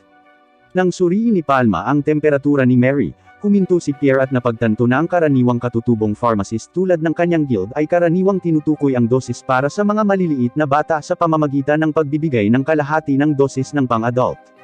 Di nagtagal pagkatapos ng kanyang daydream, nagulat si Pierre nang makita si Palma gamit ang kanyang banal na mata upang masuri si Mary, pagkatapos ay ipinaalam niya kay Mary na walang abnormalidad sa kanyang utak. Si Pierre, na curious, ay nagtanong kung ang ginagawa ni Palma ay isang banal na pamamaraan o hindi. Sumagot lamang siya ng maikli sa pagsang-ayon at sinabi kay Pierre na si Mary ay mayroon lamang isang karaniwang sipon.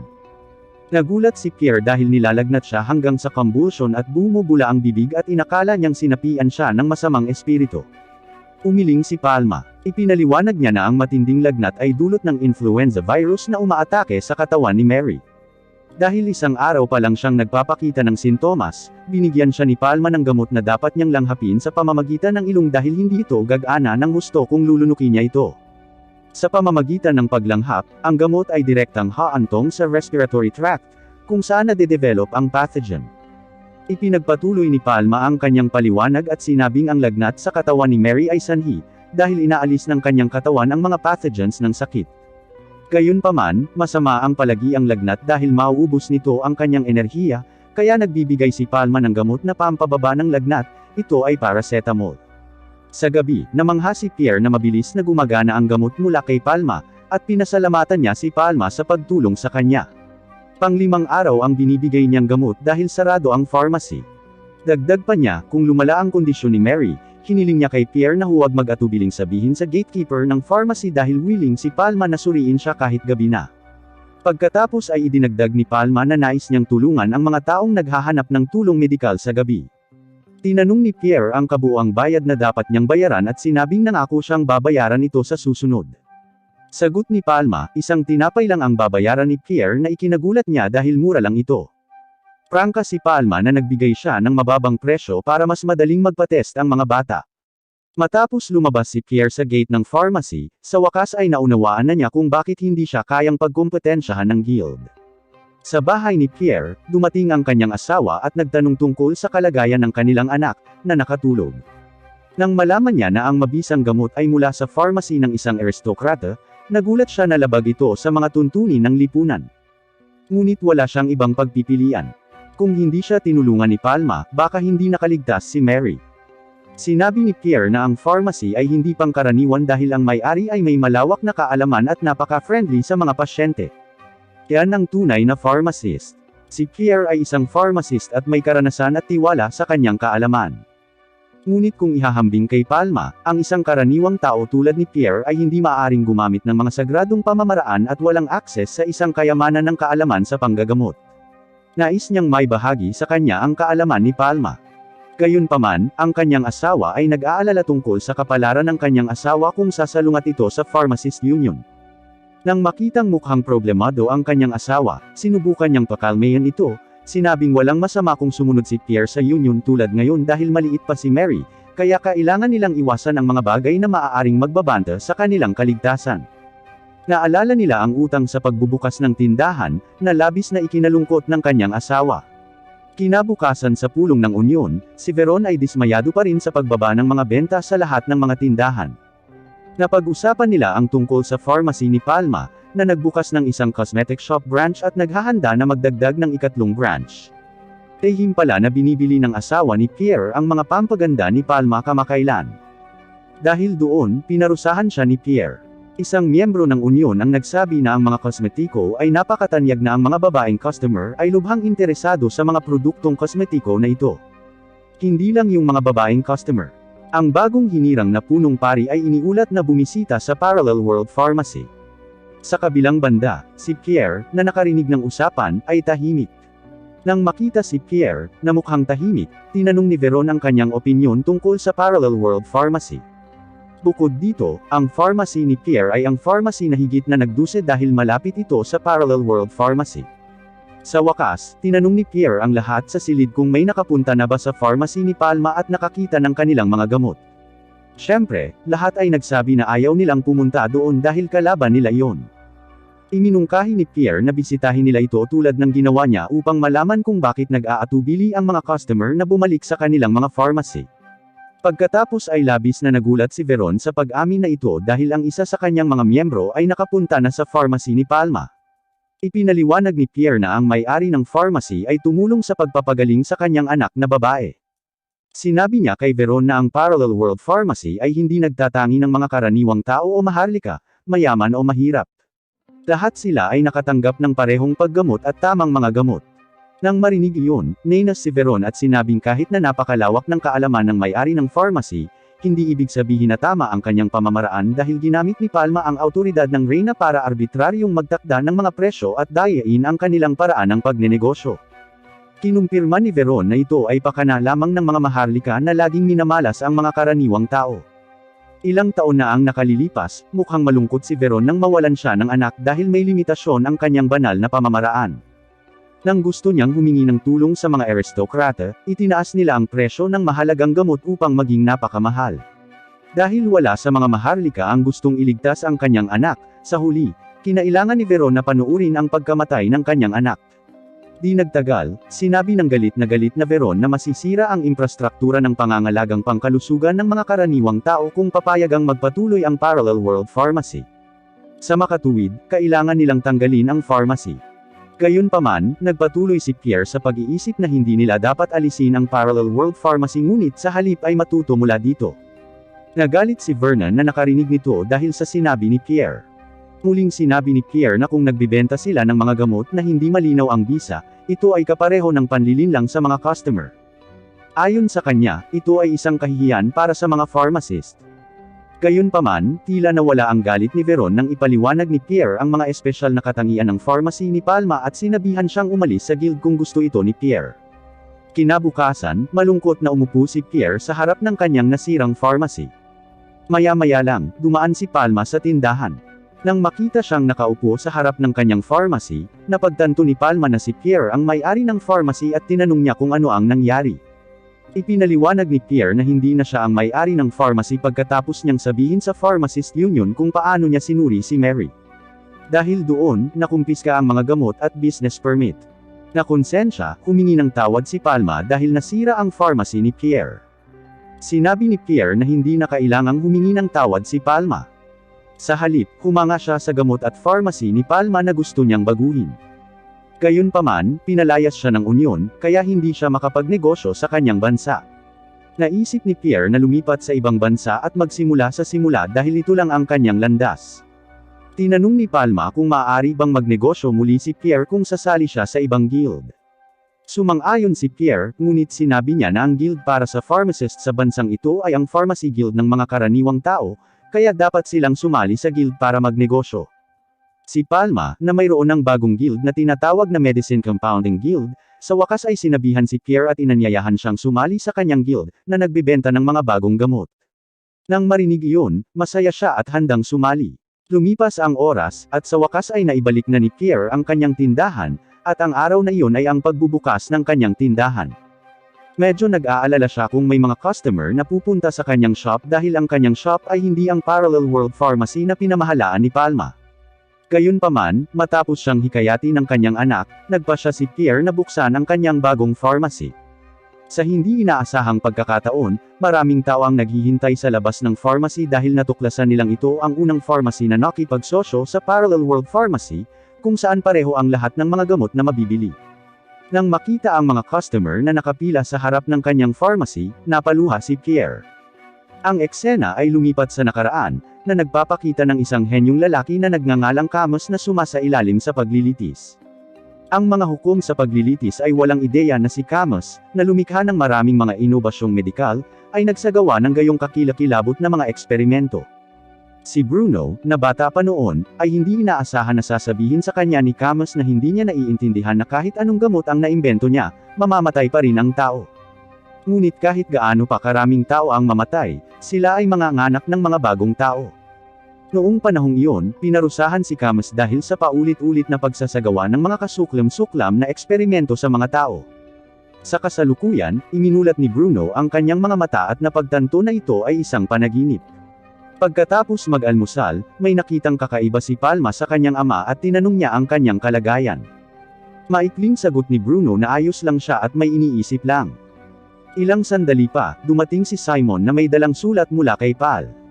Dahil alam niyang sulat iyon ng kanyang panganay na anak, naging masigasig si Beatrice at naisip niyang malapit nang umuwi si Pal. Gayunpaman, ang mga nilalaman ng liham ay tila nagulat na nagpasya siyang ipagpaliban ang kanyang pagbabalik.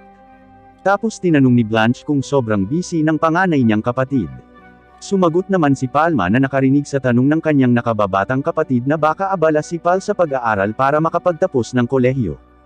Pagkatapos ay hiniling ni Bruno kay Palma na pumasok sa kanyang silid, kung saan sinabi niya kay Palma na sa susunod na buwan ay magkakaroon ng Street Foods Fair, ang pinakamalaking kaganapan sa pangangalakal na gaganapin isang beses sa isang taon sa loob ng isang buwan, at ang mga mangangalakal mula sa buong mundo ay magtitipon sa Imperial Capital.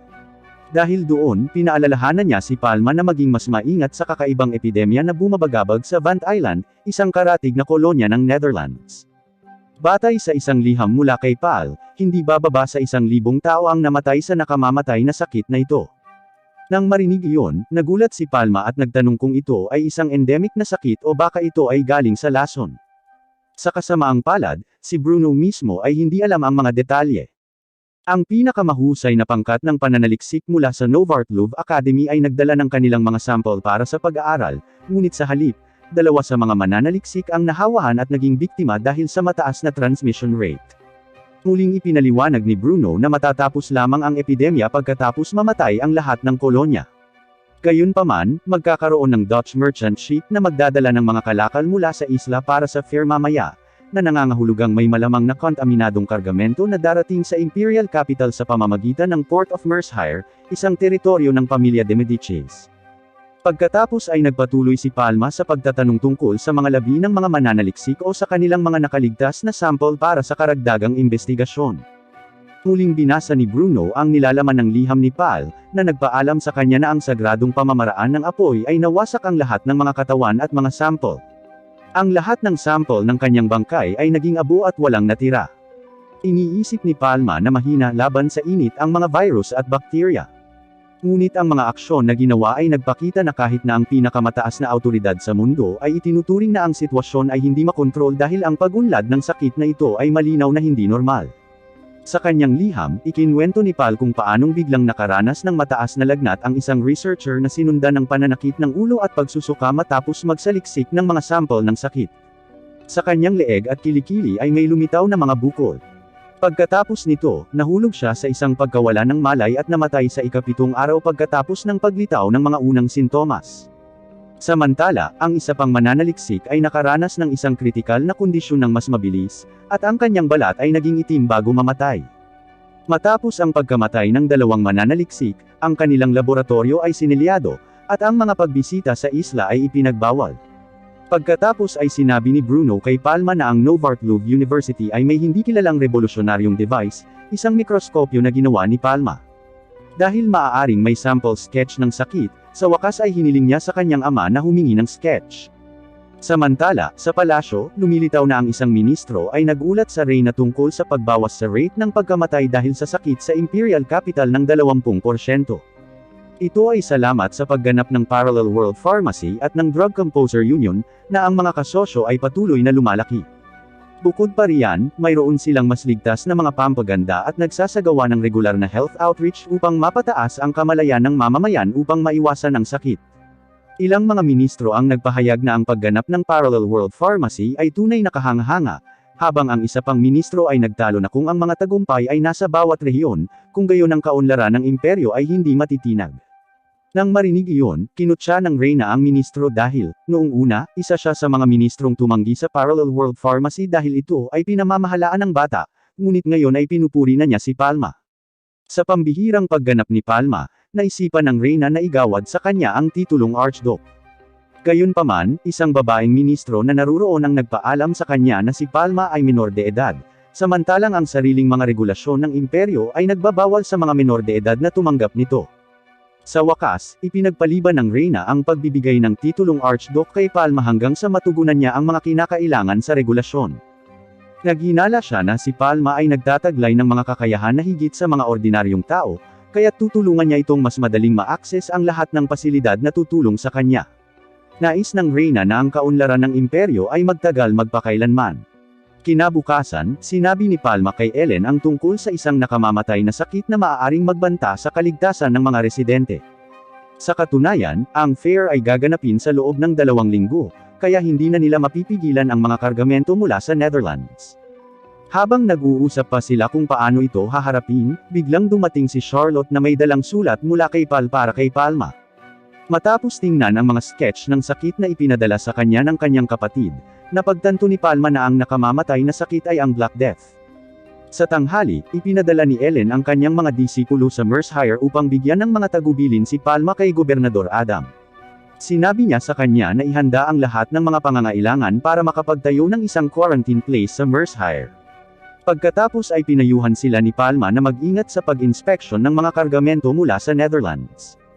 Kung ang isang tripulante ay nahawahan, ang tripulante ay dapat na hiwalay. Di nagtagal, nakipagkita sina Ellen at Palma kay Bruno upang talakayin ang misteryosong sakit. Sa paghusga mula sa mga sintomas ng pag-itim ng balat, namamagang mga lymph node, at ang hitsura ng bakterya sa sketch, napagpasyahan ni Palma na ang salot ay ang Black Death. Sumang-ayon si Bruno sa kanyang anak kahit sa panitikan lamang niya ito nabasa. Napagtanto niya na ang Black Death ay naganap mga 200 taon na ang nakalilipas at nakamamatay. Ang Black Plague, o PES Plague, ay isang nakamamatay na sakit na nakukuha ng rodent fleas. Sa lupa, maraming beses nang nangyari ang salot na ito. Kahit noong ika-14 na siglo, binawasan ng salot ang populasyon ng Europa ng kalahati. Ang rate ng pagkamatay mula sa paglaganap ng PES lamang ay umaabot sa 50 hanggang 70%, samantalang kung ang pathogen ay nagdulot ng pneumonia, tiyak na mamamatay ang pasyente. Naisip ni Palma na ang sakit ay isang sakit na maaaring maging pinakamasamang bangungot sa kasaysayan ng tao dahil maaari itong maulit kahit na ito ay naalis na. Pagkatapos ay ikinwento ni Bruno ang tungkol sa isang barko na nakadaong sa Vant Island, na papunta sa Imperial Capital. Sinabi ni Palma na inutusan niya si Gobernador Adam na magtayo ng quarantine area sa Mershire Harbor. Di nagtagal, ang mga estudyante ni Ellen, na maaaring magturo kung paano suriin ang salot, ay ipinadala sa Mershire upang simulan ang plano ng quarantine. Nang makita ang kanyang ama na mukhang desperado, tiniyak sa kanya ni Palma na makakapagligtas sila ng mga tao dahil naghanda siya ng gamot na tinatawag na levofloxacin. Ang antibiotic na ito ay medyo epektibo laban sa bakterya na naging sanhi ng Black Death. Sa ngayon, si Palma lamang ang makakagawa nito, ngunit hiniling niya sa mga kasosyong pharmacy na ihanda ang mga kinakailangang dosis. Ang kanilang unang misyon ay upang maiwasan ang sinuman na mahawa. Gayunpaman, dahil hindi madali ang pagpigil sa paglaganap ng sakit, pumunta si Bruno sa palasyo kasama sina Ellen at Palma. Matapos makinig sa kanilang paliwanag, inutusan ng Empress na bahagyang isara ang mga tarangkahan patungo sa Imperial Capital at higpitan ang seguridad sa mga ruta ng kalakalan sa pamamagitan ng paglalagay ng mga checkpoint. Di nagtagal, nakiusap si Palma sa Reyna na maglagay ng mga checkpoint sa mga strategic na lokasyon. Idinagdag niya na handa ang mga pharmacist mula sa Drug Composers Union na makipagtulungan. Bukod pa riyan, dahil ang Black Plague ay naililipat sa mga tao sa pamamagitan ng mga pulgas mula sa mga daga, kinailangan nilang putulin ang ruta ng paghahatid sa pamamagitan ng paghiling sa mga residente na lipulin ang mga daga at alisin ang mga pulgas sa pamamagitan ng paglilinis ng kanilang mga damit sa pamamagitan ng pagpapakulo sa kanila. Pagkatapos ay sinabi ng Reyna na iaanunsyo niya ang lahat ng mga mungkahing ito at hihilingin sa kanyang mga ministro na ihanda ang lahat. Sa ibang lugar, tinuturuan ni Palma si Pierre tungkol sa compound microscopy, na maaaring mabawasan ang panganib ng mga sample na madikit sa mga mata o bibig ng researcher. Pagkatapos, tinanong ni Palma si Pierre tungkol sa paghahanda ng kanyang bagong gamot. Pagkatapos ay sinabi niya na walang problema sa paghahanda. Ang mga pino na sangkap mula kay Palma ay ginawang sapat para sa 1,000 pasyente. Nakatanggap na rin ng gamot ang quarantine post. Kung may nahawa daw ay libre ang gamot. Di nagtagal, pinaalalahanan ni Palma na kung ang bakterya ay nahawahan ang baga, ang paghahatid ay maaaring sa pamamagitan ng bibig, at ang mga droplet ay mas mabilis na kumalat. Dahil doon, kiniling niya kay Pierre na bigyan ng gamot ang sinumang nangangailangan nito. Sa kabilang banda, tinanong ng Reyna ang ministro ng pananalapi tungkol sa mga paghahanda para sa Fair of St. Flug. Sumagot ang ministro na maayos ang takbo ng mga paghahanda at walang problema. Sinabi niya na inihanda na ng mga negosyante ng Imperial Trade Union ang kanilang mga paninda, at patuloy na dumarating ang mga mangangalakal mula sa ibayong dagat. Samantala, tinipon ni Salomon ang kanyang mga miyembro, na nagtataglay ng pamamaraan ng banal na hangin, upang dagdagan ang seguridad gamit ang salamangka sa paglilinis. Pagkatapos ay hiniling ng Reyna na unahin ng Fair of St. Flug ang seguridad, at gaganapin pa rin ito sa kabila ng panganib sa dignidad ng imperyo. Samantala, naghahanda sina Palma at Ellen na umalis patungong Mershire City. Kasabay nito, nakita si Camus, na natatakpan ng itim na aura, naglalakad sa ilang walang malay na tao at nakita ang ilang daga na gumagapang sa kanyang paanan. Hindi nagtagal, nakarating na sa wakas sina Palma at Ellen sa Mershire Harbor. Hiniling niya kay Ellen na siyasatin ang lahat ng mga barko bago magsimula ang fair. Ilang sandali pa, binati sila ng mga estudyante ni Ellen at iniulat na lahat ng barko mula sa ibayong dagat ay na-inspeksyon ayon sa direksyon ni Palma.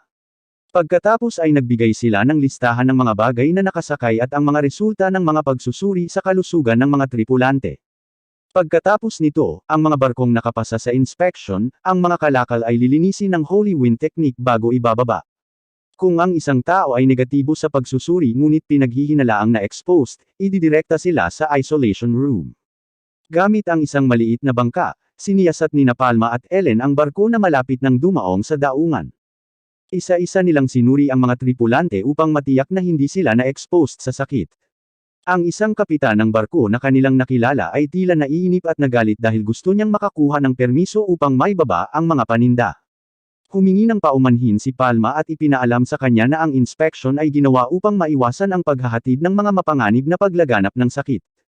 Matapos isagawa ang inspection, hiniling niya sa kapitan ng barko na isumite ang resulta ng inspection sa mga opisyal sa checkpoint. Nagsumite siya ng mga reseta para sa ilan sa mga tripulante ng barko na nagpakita ng mga maagang sintomas ng nakamamatay na sakit. Sinabihan sila ni Palma na inumin ang mga bitamina na ibinibigay sa Mershire Port Quarantine Post. Maya-maya pa ay ipinagpatuloy ni Palma at Ellen ang kanilang pag-inspeksyon sa ibang mga barko at nagulat sila ng isang kapitan ng barko, na naiinis dahil sa matagal na paghihintay at gustong ibaba ang kanyang mga gamit. Sa kabilang banda, mukhang galit ang isa pang kapitan ng barko at hiniling kay Palma na siyasatin muna ang kanyang barko. Ang dalawang kapitan ng barko ay nagtatalo sa isa't isa mula sa kani-kanilang mga bangka. Naiinis sila na kailangan nilang sundin si Palma, na sa tingin nila ay bata lang, at nagprotesta dahil natatakot silang masira at mawalan sila ng paninda. Sa panahon ng protesta, biglang may narinig na putok ng baril mula sa barko ng Red Fleet St. Flue.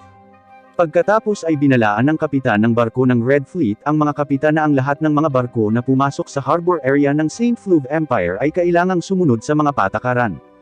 Di nagtagal, napagtanto ni Palma at Ellen na ang kapitan ng Red Fleet ay kanilang customer, si James. Ipinagpatuloy ni James na si Palma ay ang royal pharmacist at anak ng Lord of Mershire, na direktang nagsagawa ng mga inspeksyon sa bansang iyon. Sinabi ni James na hindi siya magdadalawang isip na magpaputok ng mga kanyan sa barko kung may mga has na magprotesta. Ang mga kapitan ng barko na nakatanggap ng kanilang mga babala ay natakot at sa wakas ay humingi ng tawad. Si Palma, na nakasakay sa Red Fleet, ay nagpasalamat kay James. Nagkomento si James na tutulungan niya at ng kanyang mga tripulante si Palma para maging maayos ang proseso ng inspeksyon sa pantalan. Sa araw sa checkpoint, sinabi ni Ellen kay Palma na inisip niya na ang Black Death ay umiiral lamang sa mga maalamat na libro at nagpapasalamat siya sa kanyang presensya. Hindi nagtagal, biglang dumating si Gobernador Adam at sinabi sa kanya na maraming residente ng Elstark Village ang namamatay matapos makaranas ng mataas na lagnat. Ang nayon ay isang maliit na nayon ng pangingisda sa kanluran, na ginagamit bilang isang iligal na daanan ng mga barko mula sa ibang bansa na nagnanais na pumasok sa Mershire nang hindi kinakailangang sundin ang mga pamamaraan ng inspeksyon na nakakaubos ng oras. Nagulat si Ellen nang marinig iyon. Pagkatapos ay tinanong niya kung nasaan ang mga taong iligal na pumasok. Sa kasamaang palad, hindi alam ni Adam dahil nakaalis na sila sa nayon. Samantala, mukhang nakababahala ang sitwasyon sa nayon. Sa una, ang ilang mga tao ay may lagnat, na itinuturing na isang karaniwang sakit. Ngunit pagkatapos ng maraming tao ay namatay, ang sakit ay mabilis na kumalat. Sa huli, nagpasya si Palma na mag-isa na pumunta sa nayon. Nakasuot ng protective suit, nagmamadaling lumabas si Palma para tumungo sa nayon. Nang makita ito, sinundan siya ni Ellen dahil nag-aalala ito sa kanya. Sinabi niya na si Palma lamang ang maaaring tumpak na mag-diagnose ng Black Death at suriin ang daungan. Pagkatapos ay tiniyak ni Palma na maaari rin siyang magsagawa ng mga inspeksyon dahil ang daungan ay nilagyan ng mga pasilidad na medikal, mga gamot, at mga may karanasang medikal na tauhan. Pagkasabi niyon, sinakihan ni Palma ang kanyang staff at nagmamadaling pumunta sa Elstark Village. Habang nasa daan, naisip ni Palma na ang posibleng pagmulan ng impeksyon ay isang daga na nagtatago sa kargamento. Gayunpaman, mahirap na ngayong tukuyin ito dahil nangyari na ito. Nagtataka siya kung saan napunta ang barkong nagdadala ng mga tao dahil kailangan niyang linisin ang barko at iligtas ang mga tripulante. Kung hindi, ang buhay ng mga tripulante ay hindi mailigtas. Habang abalang-abala si Palma sa kanyang pag-iisip ay hindi sinasadyang bumangga siya sa isang puno, ngunit ang nakakapagtaka ay maaari niya itong mapasok gamit ang staff ng ganoon na lamang. Dahil ayaw na maulit ang insidente, itinuon ni Palma ang paglipad ng mas ligtas at mas mabilis para marating niya ang nayon bago pa tumaas ang bilang ng mga nasawi sa sakit. Mula sa itaas, nakita ni Palma ang ilang mga taga-nayon na nagmamadaling umalis dahil sa takot nilang lahat sila ay mapatay ng masasamang espiritu kung mananatili sila sa nayon. Hindi nagtagal, dumaong siya sa harap ng mga taga-nayon at sinabihan silang bumalik sa nayon. Gayunpaman, nagpumilit ang mga residente na umalis sa nayon dahil maraming tao ang namatay doon. Ang mga residente na nag-aakalang si Palma ay isang masamang espiritu na sumumpa sa kanilang nayon ay naghanda sa pag-atake sa kanya gamit ang mga armas na mayroon sila. Di nagtagal, sinubukan ni Palma na hikayatin ang mga taga-nayon na hindi sila mabubuhay kung hindi maalis ang pinagmulan ng sakit, kahit na umalis sila sa nayon. Gayunpaman, sa pagpupursiga ng mga taga-nayon sa kanyang paninindigan, sa wakas ay ginamit ni Palma ang kanyang staff sa lupa at pinalibutan ng yelo ang nayon upang maiwasan ang pagkalat ng sakit. Pagkatapos nito, ipinakilala ni Palma ang kanyang sarili bilang isang pharmacist mula sa Imperial Capital na dumating upang iligtas ang mga mamamayan mula sa isang nakamamatay na sakit na tinatawag na Black Death. Ang mga mamamayan na nakakita ng badge sa kanyang damit sa wakas ay napagtanto na ang batang nakatayo sa kanilang harapan ay ang palace pharmacist na nagawang pagalingin ang reyna. Upang kumbonsihin ang mga residente, ipinaalam ni Palma na may dala siyang gamot para gumaling ang mga residenteng dumaranas ng nakamamatay na sakit na ito. Nang marinig iyon, sa wakas ay napagkasunduan ng mga residente na bumalik sa nayon at sama-samang lumaban para sugpuin ang pagkalat ng nakamamatay na sakit na ito. Bago magsagawa ng paggamot at pag-quarantine sa mga taong nalantad sa nakamamatay na sakit, ipinaliwanag ni Palma sa mga residente na hahatiin niya ang nayon sa 3 lugar. Ito ay isang lugar para sa mga residente na nakaranas ng malubhang sintomas, isang lugar para sa mga residente na na-exposed ngunit mayroon pa ring banayad na sintomas, at lugar para sa mga residenteng hindi na-exposed sa sakit. Ito ay ginawa upang mapadali ang pagpili ng mga pasyenteng unang gagamutin at maiwasan ang pagkalat ng sakit. Samantala, napansin ng Red Fleet ang isang kainahinalang barko na naglalayag palayo sa itinalagang ruta nito. Pagkatapos ay ipinalagay ni James na ang barko ay barko ng smuggler. Hindi nagtagal, biglang sumigaw ang isang tripulante na nakatalagang makita ang smuggling ship sa pamamagitan ng binocular dahil nakita niyang namatay na ang lahat ng sakay. Nang malaman ito, nagtanong ang isa sa mga tripulante kung kailangan nilang imbestigahan ang barko o hindi. Gayunpaman, tinanggihan ni James ang ideya dahil maaaring mabantaan ang barko at magkaroon ng sakit. Pagkatapos ay nagpasya siyang palubugin ang barko ng smuggler dahil malamang, walang naiwang buhay sa barko. Ang desisyon na palubugin ang barko ay kailangang gawin dahil ang barko ng smuggler ay may dalang salot na mas mapanganib kaysa sa mga pirata. Muling nag-utos si James na lubusang ilubog ang barko upang walang bahaging maanod sa pampang. Sa nayon ng Elstart, natapos na ang unang pamamahagi ng gamot, at mukhang masaya ang lahat. Sa kasalukuyan, may malubhang sintomas ang mga residenteng hindi nakatanggap ng gamot, at plano ni Palma na pumunta sa lugar bukas. Nang sumunod na araw, ilang pharmacist mula sa nayon ang gustong samahan si Palma sa treatment center para sa mga taong may malubhang sintomas. Ngunit tumanggi siya at sinabing dapat unahin ng mga health worker ang kanilang sariling kaligtasan. Tiniyak niya sa kanila na nagsuot siya ng protective suit, at hiniling sa mga pharmacist na manatili doon upang gamutin ng ibang mga residente na ang kondisyon ay hindi masyadong kritikal. Hindi nagtagal, dumating si Palma sa lokasyon ng mga pasyenteng nasa kritikal na kondisyon na dati nang na-quarantine. Pagkatapos ay lumipat ang eksena at ipinakita ang dalawang lalaking nagngangalang Jack at Ed, na nakikitang nag-uusap na wala silang sapat na lakas at oras para gawin ang kanilang trabaho sa isang paaralan ng pharmacy. Nagkaroon tuloy ng ideya si Jack na hilingin nila sa principal na magdagdag pa ng mga empleyado. Kasabay nito, narinig ni Professor Casper ang pag-uusap at nag-alok na tulungan sila. Gayunpaman, mariing sumagot si Jack na hindi nila kailangan ang tulong niya at iniwan siyang mag-isa. Sa kabilang banda, mukhang malungkot si Professor Casper matapos hindi pinansin ng dalawang lalaking gusto niyang tulungan. Maya-maya, nagbabasa ng libro si Professor Casper gamit ang mga espesyal na salamin sa kanyang silid. Hindi nagtagal, may lumapit sa kanya na babae. Mukhang alam niya na si Professor Casper ay walang pakundangan na tinanggihan matapos subukang tulungan ang dalawang lalaki, kaya pumunta siya kay Professor Casper upang tanungin kung kumusta siya. Pagkatapos ay sinabi ni Professor Casper na siya ay magiging 60 sa susunod na taon at nadama na normal na ang mga tao ay hindi nais na tulungan ng isang retiradong matandang babae. Idinagdag ni Professor Casper na ang kanyang espesyalidad ay isang taxonomy ng fungi at microorganisms, isang larangan na hindi nauugnay sa mga compounding na gamot. Sinabi ng batang babae kay Professor Casper na malaki ang naitulong niya sa pananaliksik at pagpapaunlad ng gamot. Sa kalagitnaan ng pag-uusap, may nagsabi sa kanya na ipinatawag ng headmaster si Professor Casper sa kanyang silid. Pagkatapos ay bigla niyang naisip kung malapit na ba siyang magretiro. Sa Elstart Village, pumapasok si Palma sa isang gusali kung saan nagtipon ng mga taong dinapuan ng nakamamatay na sakit at may malalang sintomas. Biglang sumulpat ang isang medic na nakatikip sa ulo at pinagbawalan siyang pumasok dahil sa tingin niya ay isang ordinaryong bata si Palma. Gayunpaman, sinabi sa kanya ng isa pang medikal na opisyal na si Palma ay hindi isang ordinaryong batang lalaki. Nilapitan ng opisyal si Palma at sinabing isang karangalan para sa kanya na muling makita si Palma, at ang nakakapagtaka, isa pala ito sa mga tauhan ni Salomon. Ilang sandali pa, ipinaliwanag ni Palma na ang layunin niya sa pagpunta doon ay para manggamot ng mga pasyente, kaya siya ay pinapasok ng mga medical staff.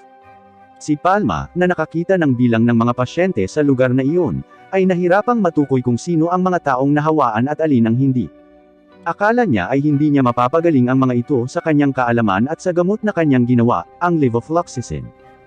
Gayunpaman, itinulak niya ang kanyang sarili at sinubukan ang kanyang makakaya. Pagkatapos nito, inatasan ni Palma ang mga medik na ibigay ang gamot sa lahat ng pasyente. Samantala, susuriin niya ang bawat pasyente gamit ang kanyang banal na mata at natagpo ang 12 pasyente ang nagkasakit ng Black Death, habang 2 pa ang hindi, at isa ang namatay. Upang gamutin ang 12 mga pasyenteng nahawahan, pinainom ni Palma ang gamot na levofloxacin at nalaman na ang karamihan sa mga impeksyon na kumalat sa katawan ng mga pasyente ay nawala, kaya ang kanilang mga pagkakataon na gumaling ay medyo mataas. Hindi lang iyon, ipinaalam ni Palma sa mga medics na ang isang pasyente ay nilalagnat dahil sa trangkaso, hindi sanhi ng Black Death. Pagkatapos uminom ng gamot at magpalit ng damit, ang pasyente ay pinahihintulutan na umalis sa quarantine area at hinihiling na sundin ang mga direksyon ng pharmacist sa nayon sa isang lugar na hindi nahawahan. Gayunpaman, maaari lamang umalis ang pasyente sa quarantine area pagkatapos makumpleto ang isang panahon ng paghihiwalay sa loob ng ilang araw. Sa kabilang banda, ginamit ni Palma ang kanyang sagradong pamamaraan upang madagdagan ang bisa ng kanyang gamot. Sa dami ng pasyente sa lugar, napagtanto ni Palma na kulang pa rin siya sa mga medical personnel para ipagpatuloy ang panggagamot. Habang nakatingin sa simbahan kung saan ginagamot ang mga pasyente ng salot sa bintana, naramdaman ni Palma na lampas ito sa kakayahan ng mga ordinaryong pharmacist at gamot. Bagaman, sa paglipas ng panahon, ang Black Death ay palapit sa Imperial Capital. Ilang sandali pa, ipinaalam ng mga medic kay Palma na tapos na ang pamimigay ng gamot sa mga pasyente, at tinanong nila kung ano pa ang maaari nilang gawin upang matulungan siya. Biglang naalala ni Palma ang mga tripulante ng barko na may dalang Black Plague patungo sa Imperial Capital. Hiniling niya sa kanila na hanapin ang mga tripulante, sunugin ang mga kargamento, at bigyan ng gamot ang mga nahawahan. Habang si Palma mismo ang susunod pagkatapos niyang gamutin ang mga pasyente doon. Pagbalik sa paaralan ng pharmacy, nakita si Professor Casper na nakikipagkita kay Bruno, na siya pala ang principal ng paaralan ng pharmacy. Tumawag pala sa kanya si Bruno para pag-usapan ang kanyang research.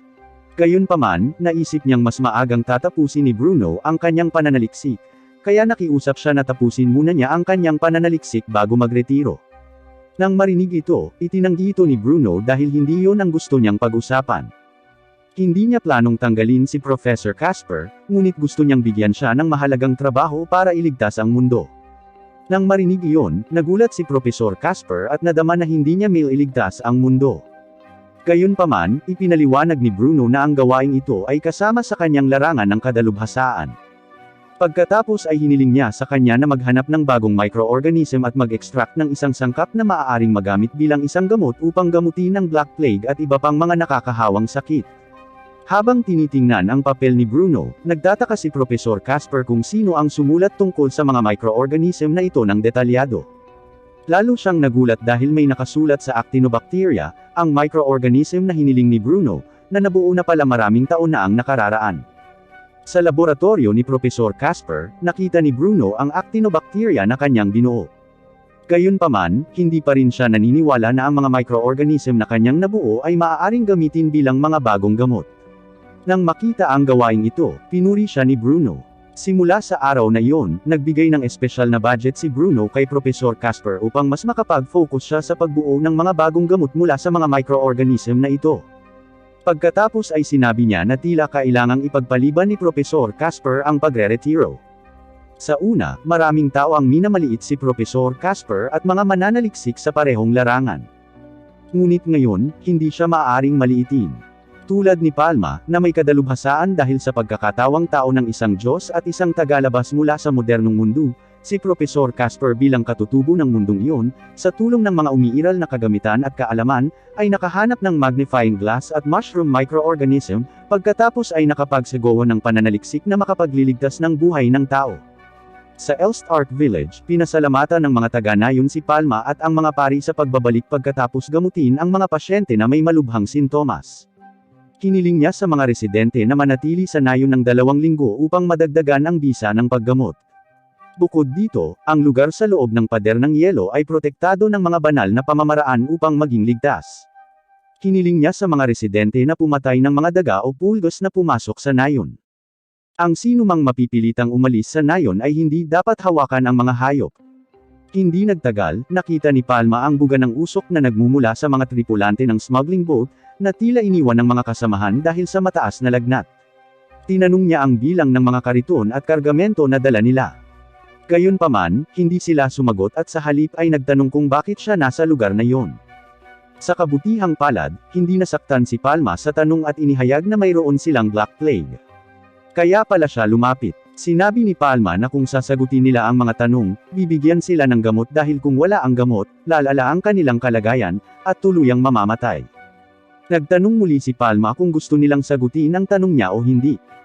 Sa wakas, sumagot sila na mayroong 2 kariton na puno ng tela, isa ay may mga pampalasa at isa pa ay may mga bihirang puting squirrel mula sa Vant Island.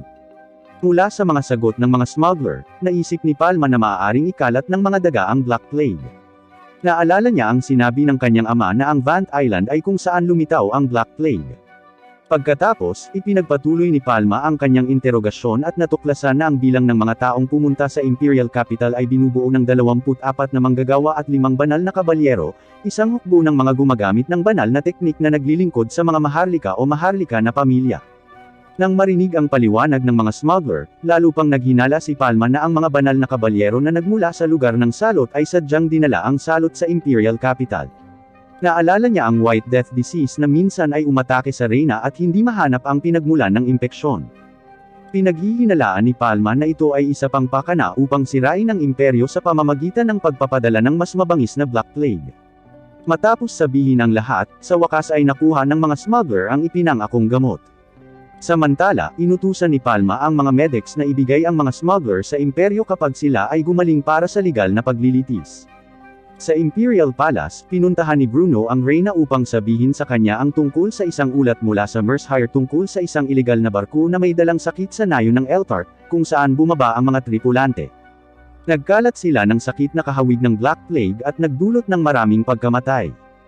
Dahil ang layunin ng tripulante ay pumunta sa St. Fleuve, inaasahan ng reyna at Bruno ang kanilang pagdating sa pagitan ngayon at bukas.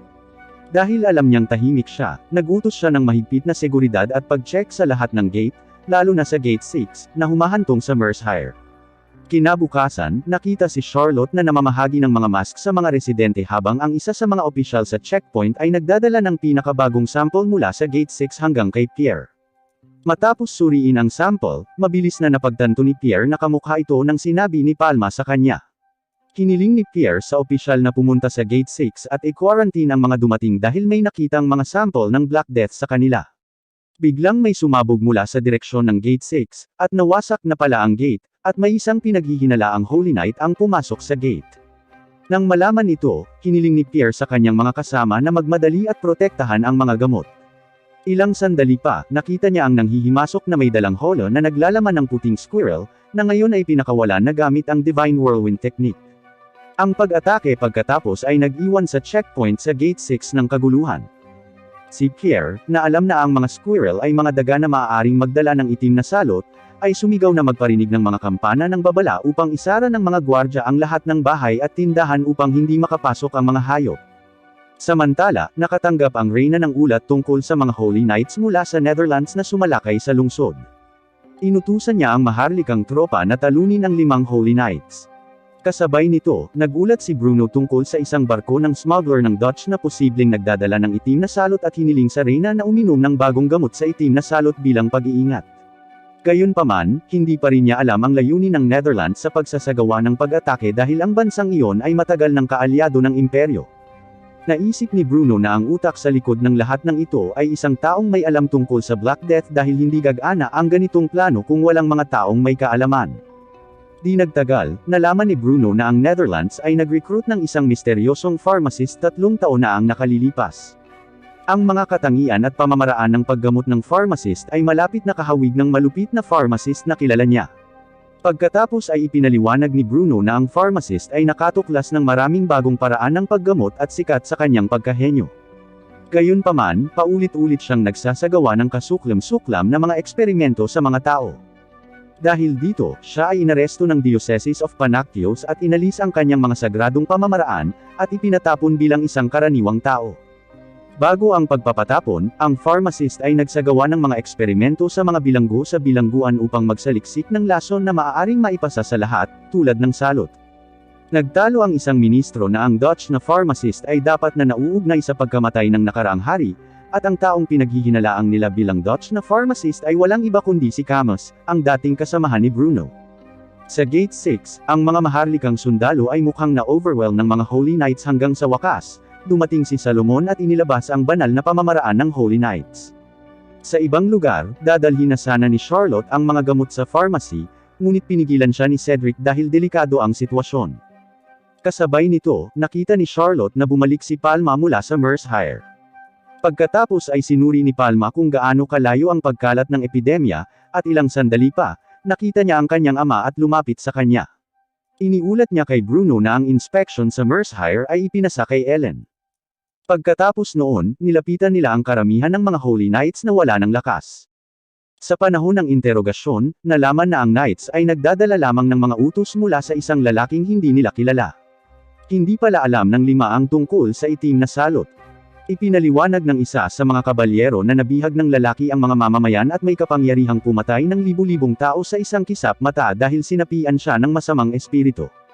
Matapos kumpirmahin ang mga katangian ng lalaki mula sa mga banal na kabalyero, sa wakas ay nalaman nilang si Camus ang may pakana ng lahat ng ito. Bago namatay ang mga banal na kabalyero, sinabi nilang nagawa na nila ang kanilang gawain, at ngayon ay magiging ligtas na ang mga mamamayan.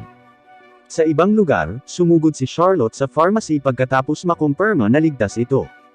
Samantala, plano ni Palma na pumunta sa pharmacy para gumawa ng gamot. Ngunit pagkatapos, nakita niya ang isang itim na anino sa ibabaw ng kanyang pharmacy, kaya nagmadali siyang pumunta sa pharmacy. Kasabay nito, nang hindi napansin ng itim na anino, si Charlotte ay nagpatuloy sa pagtakbo patungo sa pharmacy, si Cedric sa likuran niya. Nang makitang bukas ang bintana ng pharmacy, natitiyak ni Charlotte na nakauwi na si Palma at nasa kanyang opisina. Kasabay nito ay muling tumunog ang mga kampana. Binuksan ni Cedric ang pinto ng pharmacy, at pumasok si Charlotte. Bigla siyang nakaramdam ng kakaiba dahil naka-unlock ang gate. Bago pumasok sa pharmacy, binalak ni Cedric na tingnan muna ito. Gayunpaman, nang hindi alam ang kanyang plano, pumasok si Charlotte sa bakanting silid ni Palma. Pagpasok ni Cedric sa kwarto ay bigla siyang naparalisa ni Camus. Kasabay nito, si Palma, nakararating lang sa pharmacy, pagkatapos ay ginamit ang kanyang divine eyes at nakitang nasa laboratory niya na ang itim na anino. Ilang sandali pa, sumama na si Bruno kay Palma para pumunta sa laboratory. Sa kabilang banda, si Camus, na nasa lab, ay nakaramdam ng malakas na aura na dumarating sa lugar na yon. Pagdating sa lab, nakita nila si Cedric at Charlotte na nahimatay sa sahig. Pagkatapos ay hiniling ni Bruno kay Palma na tulungan sila habang akitin niya ang atensyon ni Camus. Isang labanan ang naganap sa pagitan ni Bruno at Camus. Samantala, sinubukan ni Palma na gamutin sina Cedric at Charlotte at nakakita ng lason sa kanilang mga sugat. Gayunpaman, sa wakas ay na-corner si Bruno, at nagdala si Camus ng lason na bote para sa kanyang mga eksperimento. Matapos pagalingin sina Cedric at Charlotte, sinugod ni Palma ang kanyang ama. Kitang-kita ang galit niya na si Camus ay nagsagawa ng kasuklam-suklam na mga eksperimento sa mga tao at naging sanhi ng maraming tao na mamatay mula sa Black Death. Pagkatapos ay pinakawala ni Palma ang kanyang kapangyarihan bilang Diyos ng pharmacy hanggang, sa wakas, namatay si Camus at itinapon sa labas ng pharmacy. Kasabay nito, may ilaw na nagmumula sa pharmacy, kaya nakita ito ng mga tao. Iniisip ni Salomon kung ito ba ang purification light ng Yakusen God. Sa mga alamat, ang Diyos na si Yakusen ay sinasabing may maraming kakayahan, at ang pinakakakilakilabot na kakayahan ay ang kapangyarihan ng purification. Sa mga sinaunang talaan, maaaring alisin ng Diyos na si Yakusen ang masasamang espiritu at mapahinto ang mga salot gamit ang kanyang setro. Matapos ang insidenteng iyon, nagpatuloy ang pamamahala at paggamot sa itim na salot. Di nagtagal pagkatapos, ang inspeksyon ng mga barkong pangkalakal para sa Fair of St. Fleuve ay pinigilan ni Ellen ang pag-access ng sakit mula sa daungan. Sa kabilang banda, gumagawa si Palma ng karagdagang dosis ng levofloxacin para sa Black Death. Sa kabutihang palad, ang pagbawi sa kabisera ng Imperial ay umuusad ng maayos, at ang banta ng itim na salot ay humupa. Natuklasan ng Pharmacy School ng Imperial Capital ang bakterya at antibiotic na gumagawa ng streptomycin ay nililinang. Kasabay nito, ang mga bakuna para sa iba't ibang mga nakakahawang sakit ay patuloy na ginagawa. Pagkalipas ng 2 buwan, inihayag ng Reyna na tapos na ang banta ng itim na salot. Nang marinig iyon, mukhang masaya ang mga tao, at ang Parallel World Pharmacy ay muling nagbukas. Sa pagtatapos ng anime, ipinakita na ang pinto sa Parallel World Pharmacy ay binuksan, at maraming tao ang pumila at pumasok upang kumuha ng gamot doon. Natapos ang anime. Ang moral na matututuhan sa anime na ito ay hindi kailanman mananalo ang kasamaan laban sa kabutihan. Gaano man kalaki ang kasamaan, ang mabubuting bagay sa huli ay matatalo ito.